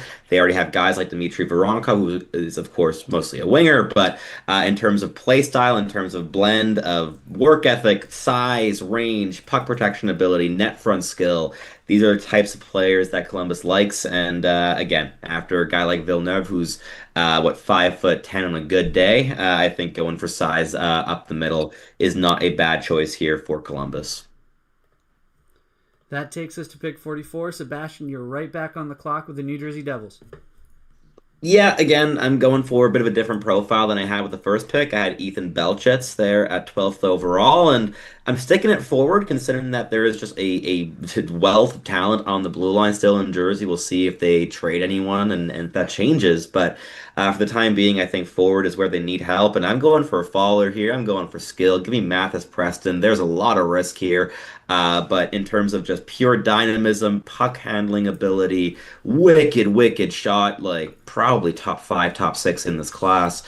He's a guy I think if you can get him in the mid-second round, you just take on that risk. Like, yeah, there's a 50-50 shot minimum that he never makes it. And there were definitely some hills and valleys this season, probably more valleys than anything else. But look, I saw enough from him internationally and last season as well as a D-1 that I would take that risk, especially in this range of the draft. And for New Jersey, having a surefire NHLer with Ethan Belches with the first pick, why not swing for the fences here in the second round? And that takes us to our next selection, which is 45th overall to the Blackhawks. Once again, Sebastian, right back on the clock. They need defenders. I got them a couple forwards here so far with Jackson Cover and Yegor Shilov. So here we're gonna go for another faller in Nikita Sherbakov. I see Sammy's annoyed. That makes me happy.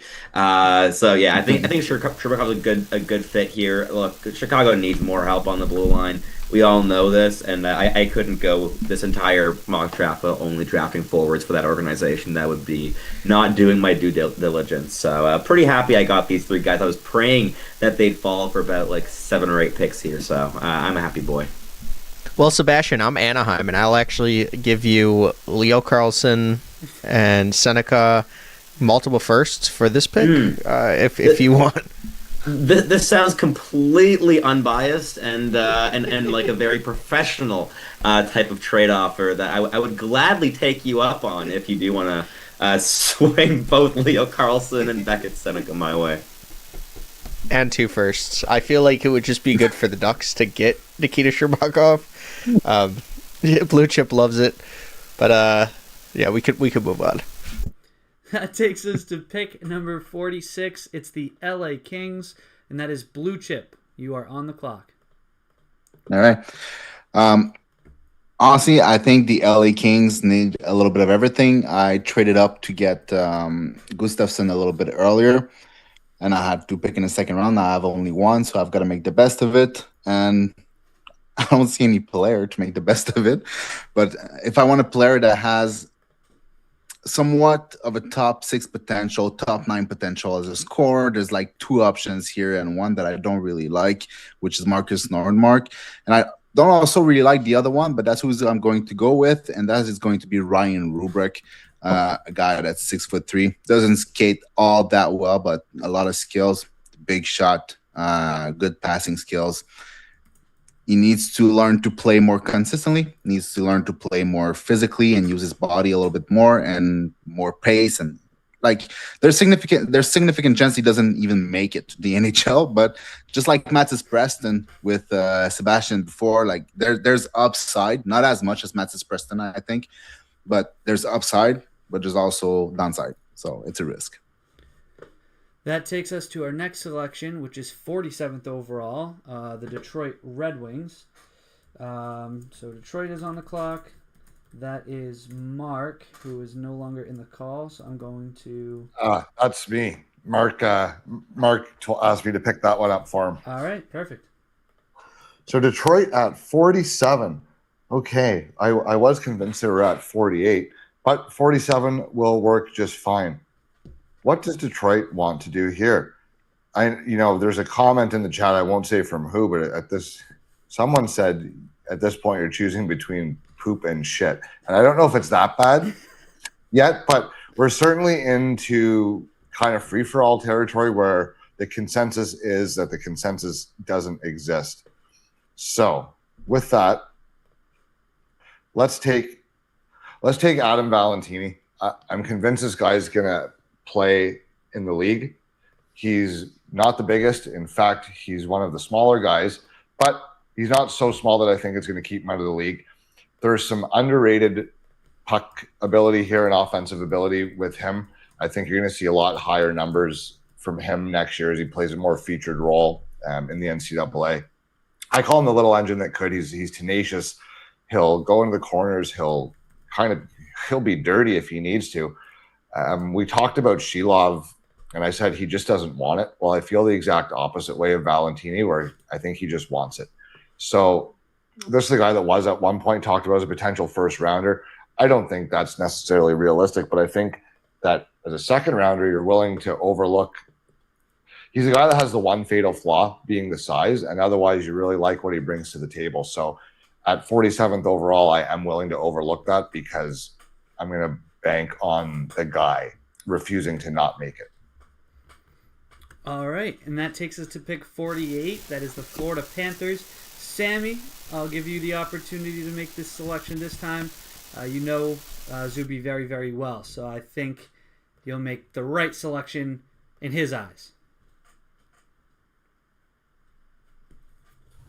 Okay, and let me just see. Go back. Okay, so it was Borichev and Verhoff. All right. Let's go with a forward here. Let's go with a forward here. Thomas Vandenberg. My type of guy, Sam. I like him. Very fast.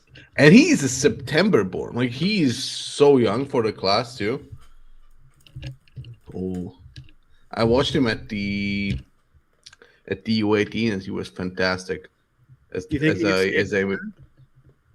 Oh yeah.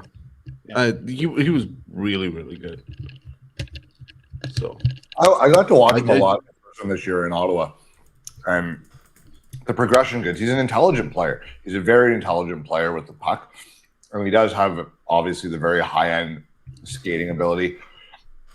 I do question how hard he is to play against, but in the second round here, you're looking more so for a couple elite tools and a guy that you can picture carving out a role, and he does have those couple elite tools.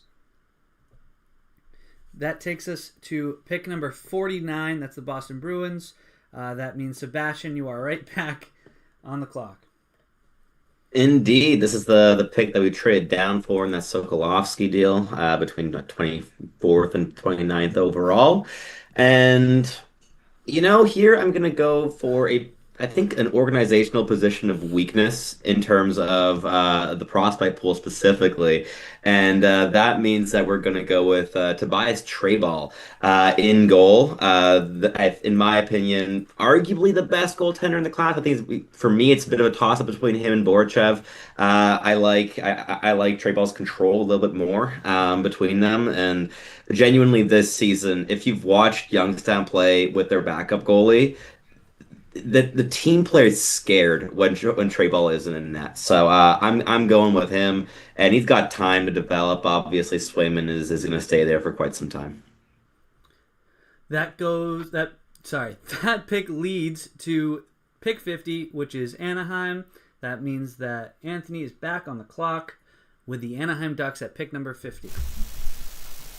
Hi. For me, I'm going to go back to the spreadsheet because I don't want to see the chat anymore. And I'm going to go with Ben McBeath. He's somebody that I like.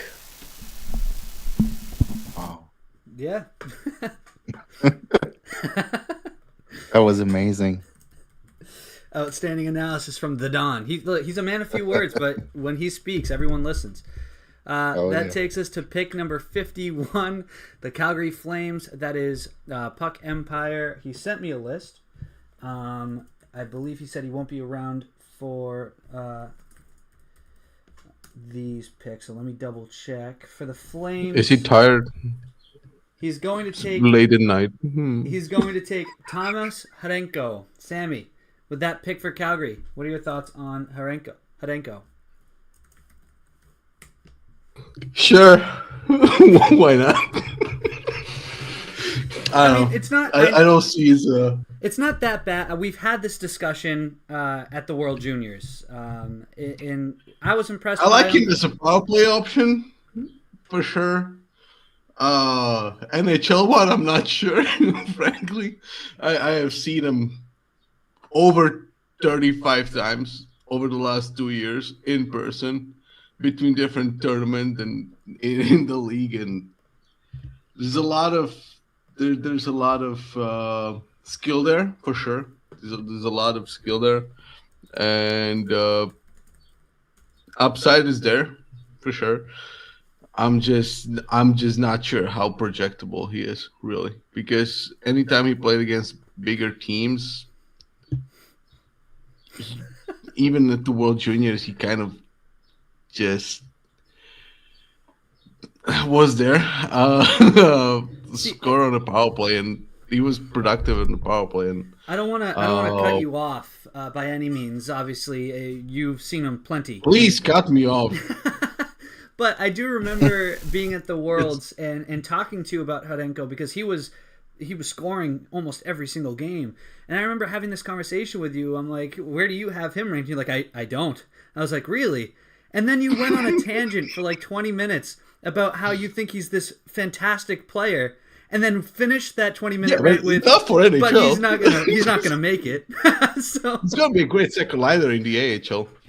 Probably play some All-Star games. Okay, but like how good? Kalamazoo or some crap. It's a fair point to say all these great things about players, and then also followed up by saying you don't think he's going to make the NHL, because any guy that gets even drafted or even ranked by Central Scouting and doesn't get drafted or plays 3 years of second-tier pro, like these guys are so good at the sport, and the guys in the NHL are the 1% of the 1% of the 1%. These, like, they're so freakishly good that there are hundreds, nay, thousands of great players who are not good enough to play in the NHL. It's just how it is. That's how good these guys are. Just look at the AHL scoring title race and take a look at like first 20 people. None of them made it into the NHL. Yeah. Long term, they played some games. I'm sure, depending on which team. They're yo-yos. Cuenco might play some games. I just long term, I don't see like a consistent NHLer. frankly. So that takes us to the 52nd overall pick, which is the Edmonton Oilers. That is the Don back on the clock. Yeah, if they do trade for a goalie here, I'm not going to take a goalie. I'm going to take Oliver's Merniques. I like the player. I think that this is somebody that the Oilers could trade because they don't keep their prospects. And then, Stan Bowman, he's a great GM. I love whenever he trades with the Blackhawks. I think he does a very good job with the value he gets. So I think that he's going to get a good player in Oliver Merniques. All right. And that takes us to pick 53. That is the Flyers. That is Link. He is not in the call currently, so I will tag him and wait for his response here. Before we get his response, while we're waiting, I'll do 6 picks here. Valentini went to the Red Wings. Vandenberg went to the Panthers.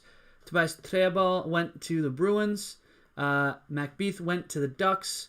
Harenko went to the Flames. And Oliver's Merniques just went to the Edmonton Oilers. And with that, the Philadelphia Flyers select Adam Gollier. Sammy, another guy that I know you've watched plenty, so I do want to get your thoughts really quick as we wait for Pittsburgh's selection.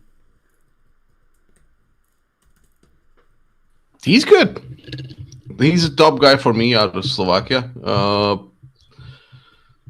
Played like 20 minutes a night for the Trenchins team and was really good offensively. There's a lot of good instincts on the puck there. Defensively, there's some work to do. But he always has been playing against guys older than him since he was like 14 or 15 years of age. So he's always playing 2-3 years up. Yeah, there's a lot of room to grow for sure. He needs to be more engaged. He needs to be more active defensively because most of the time he just stands there and watches, which is not a good habit if you want to make it. But that can be taught, and the hockey sense is incredible there. And I think you can get a number 5 defenseman with him. So that's my quick thoughts as we slowly wrap up this at 4:40 a.m. for me. Yeah, and who's Calgary? Because I would like to do a trade. I'm very interested in this pick. All right, well, before we get to the Calgary pick, the Penguins at 54 select Ryan Chudzinski. So let's hear from... we haven't heard from Sebastian in a little bit. I know you were on the hot seat quite a while, but it's been a little bit. If you can quickly talk about Chudzinski before a trade could happen.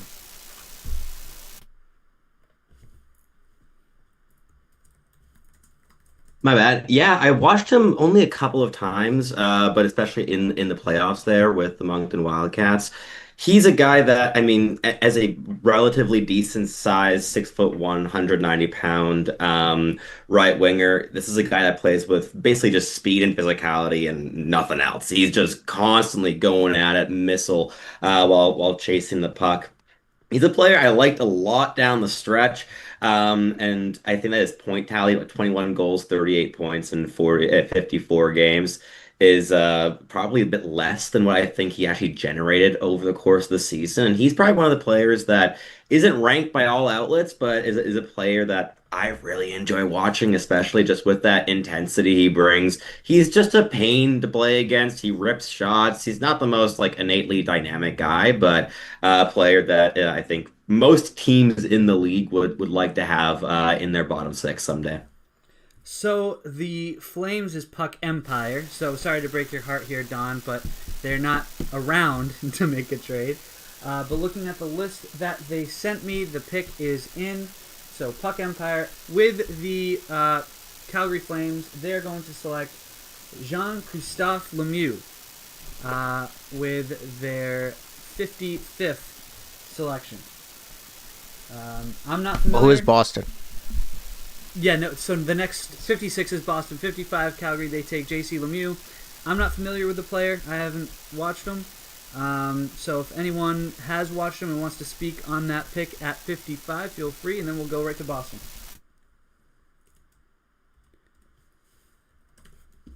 All right, so I guess we'll go straight to the Bruins at 56, excuse me, which would be Sebastian. I mean, hey, if Anthony has a trade offer. Yeah, I still got a trade offer. So for Anaheim or I'll do Anaheim. So I'll give you like a second and a fourth future picks. Yeah, I'm saying no. I'm making my pick. So I'm going Victor Plant here from the NTDP. Very different profile to the other guys. With my Boston picks, I had Sokolowski and Treyball. Plant is a guy that, honestly, he reminds me of his older brother Max more every time I watch him. All pace, involved in battles, very high IQ, constantly trying to attack and initiate contact. Definitely on the smaller side. Could certainly miss, but he reminds me a lot more of Max Plant than Zan Plant. If you're comparing the brothers there, I think that he's perhaps even a little bit more dynamic than Max was in his draft year. Probably a little bit less projectable as an overall profile than Max was a couple of years ago, but still, I think that Boston loves their hardworking players. They now would have both Dean Letourneau as a massive forward and Max Sokolowski as a massive D, so why not take a swing on a hardworking, undersized forward who can play up and down the lineup and brings a lot of playmaking too. That takes us to pick 57, which is the Nashville Predators. That means that, Gordon, you are on the clock.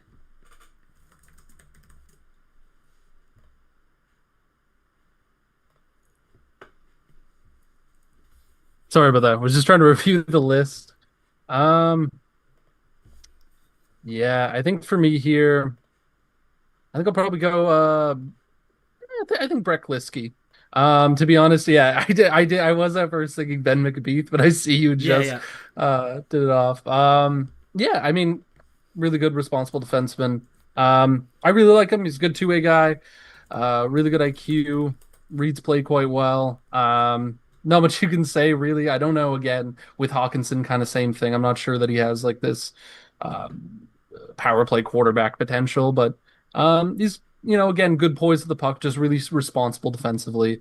I really like his game, and yeah, I think he'd be a good pick for Nashville, build from the blue line sort of thing. So, and that means that it's me now at 58. I was actually heavily considering Liskey at that spot until, of course. If you want to trade down, I still second and a third round pick. That's what I'll give you. Unfortunately, no. I've got some Lightning fans watching in anticipation for this selection. They wanted Borishev. They wanted Borishev. They wanted Rubrock. They weren't going to get Rubrock. They wanted Liskey. They're not going to get Liskey. So instead, I know what they're thinking. They want a goalie here. I just, as much as I like some of the goalies, I think it's still a bit early. I don't know to go with one. I mean, there's a couple that I'd heavily consider, but I think I'm going to go with Måns Gudmundsson at this spot for the Lightning. I think they need defensemen. You look at how old a lot of their guys are. Gudmundsson's one of those guys where he's one of the safest floors, I think, in terms of translatability. I really like him. Looking at the window for the Lightning as well and how quickly guys can translate to the NHL, the faster, the sooner, the better. I think Gudmundsson at this point in the draft is probably that guy. Very responsible, very smart, good puck mover. I think, he might not be a surefire top 4 guy, but I think he's a guy that will be an NHLer at some point down the line, or at least develop enough value for the Lightning to trade for a future roster player at some point, because I think the value that he will gain between now and in his time making it to the NHL will be greater. So you can maybe move him and make an upgrade in that capacity as well. So that's why I'm going with Måns Gudmundsson at 58th overall, which takes us to the Dallas pick, which is... So I got caught up in my rant there. That would be Sammy. So go ahead, Sammy. a long time waiting. Jesus Christ. Anyhow, with what is it? Pick 59. Is that, 59. Yeah. 59 overall pick. I'm taking Adam Anderson, 6'4" center, out of Lexans. Smart. Such a smart player. Very projectable. Could be a third line center. All right, so the Adam Anderson selection takes us to Toronto, which is Sammy once again. It's been a long time waiting for Toronto. So who will they pick with their second round selection? I was kind of aiming to get somehow get Sherbakov here or Hackinson, but you guys are actually smart. So you took them way before it was my turn here. So I'm gonna take out of UMass Landon Nietzsche for Toronto. Well, for Toronto. Yeah. Great skater. Could be a player, and that's it. That's really it. He's a great skater and nothing else. Yeah. There's not much else to his game right now. Yeah. But again, I mean, Tested well at the combine. I do. He's No, go ahead, Sam. It's your pick. Go ahead. No, please talk over me. Yes, absolutely. Yeah, so just the production history there in previous years, and I know he's a bit of an older side in this class. He's 07, but there's a lot to like with that production history, and once he starts to understand how hockey is actually played with that skating of it, like there's a lot of potential there. Yeah, I mean, I brought this up earlier about the NCAA. Is it like there's not much to his game, but is it because of he jumped too early? Yeah, he jumped too early. So my question is, like, there's a chance that this kid breaks out within the next year or two. So this is a good swing for Toronto, especially as you mentioned, you wanted Hawkinson and a couple of other guys, but they were taken before your selection. Nitsch is not a bad, a bad guy to pick at that spot either. So he's a great skater, and that matters still. Even though skating's something that you can develop over time, it still matters, and he is one of the best. Which takes us to Montreal's pick. This is one of Zuby's picks. I'll pass it over to, let's see, who hasn't spoken in a while here. Let's go with Prospect Don with the World Juniors hat. Go ahead. Yeah, I actually want to take Marcus Nordmark here, and I want to get Sammy's opinion on Marcus, because I know that he was a big fan when we were talking. I'll leave the mic on just so you can hear the birds. All right. So I don't think that that's a very serious selection. I think you're just trying to get a reaction there. No, honestly, yes, I am trying to get a response from Sammy because I think it's hilarious. But actually, when I was at the Combine, a lot of players said that he was the hardest player to play against, and he is somebody that is extremely skilled. There are some issues there. I think like Marcus Nordmark and Rocco kind of have the same issues personality-wise, but I think that he can grow into like that as he matures. So with Nordmark going to Montreal, that means it is time for San Jose's pick at 62. San Jose, that is Darren. Take it away. What does Sam think about Nordmark? What did Sam think about Nordmark? You don't want to know.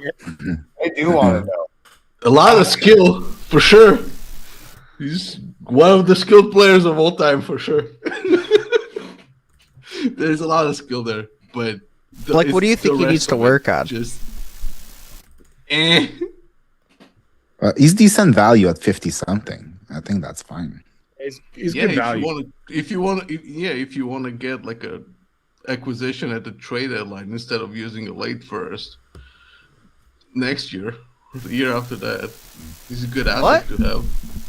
I just don't see an NHLer, frankly. Yeah. And but you're at 50 something, so jokes aside, yeah, you might as well take that swing. Before we go to Darren's Yes. pick for San Jose, I just want to clarify because I'm getting crucified right now. It is pronounced Nyes, Landon Nyes, like Matthew Nyes, Landon Nyes, not Nitch. It's Nyes. I've been crucified. How the f- does that make I any don't sense? know. That's what I was yelled at to fix the pronunciation, so I wanted to clarify. Landon Nyes. For everyone, Yeah. I just want to take this chance to apologize to absolutely nobody. So they trade one Knives and draft another. Yep. Is this how like meetings It's in the spelled NHL go different. with scouting meetings? Is this how it is? Probably not. No. I doubt it. And it's gonna be the meme going into training camp. It's like, oh, I want to have Knives on my team. It's like we have Knives at home, and that is Landon Knives. That's gonna be the Blackhawks for sure. All right. So now let's all go to Americans, pick, I'm let's sorry. go to pick 62 for the Sharks. Who do you got, Darren? I'm gonna take Jakub Vanacek. I think that's you get a defenseman who can skate and is physical here, who isn't small, 6'2". The offensive side of that game needs some improvement, I would say, but I like the actual defensive skill set of the player. I think he actually has ability in that end. He can end a rush, he can end a cycle, like he has some physicality, and again, he can move. So I think San Jose would. Now I will say there's another forward here I would be interested in if I was a different team, but I think San Jose might want to target more the defensive side here. I think there's still some value there, so I'll go with him. So that takes us to pick 64. We skipped 63 because Vegas broke the rules. I think we should appeal that. Shocker. So let's just hear, Don. Who would you have picked had this pick been available for the Golden Knights? Well, you put me on the spot. Actually, I'm on Club Penguin currently. Let me get back on. Pierceman Bowie. It's one of my favorite players to say his name. He's going to Penn State in 2027. He's going to stay as the captain at Owen Sound. I think there's a lot of upside with the kind of player like this. He is shorter, but the thing is he plays bigger than he is. His player count for himself was like a Braden Point, Zach Benson. I think he impressed me a lot with his interviews.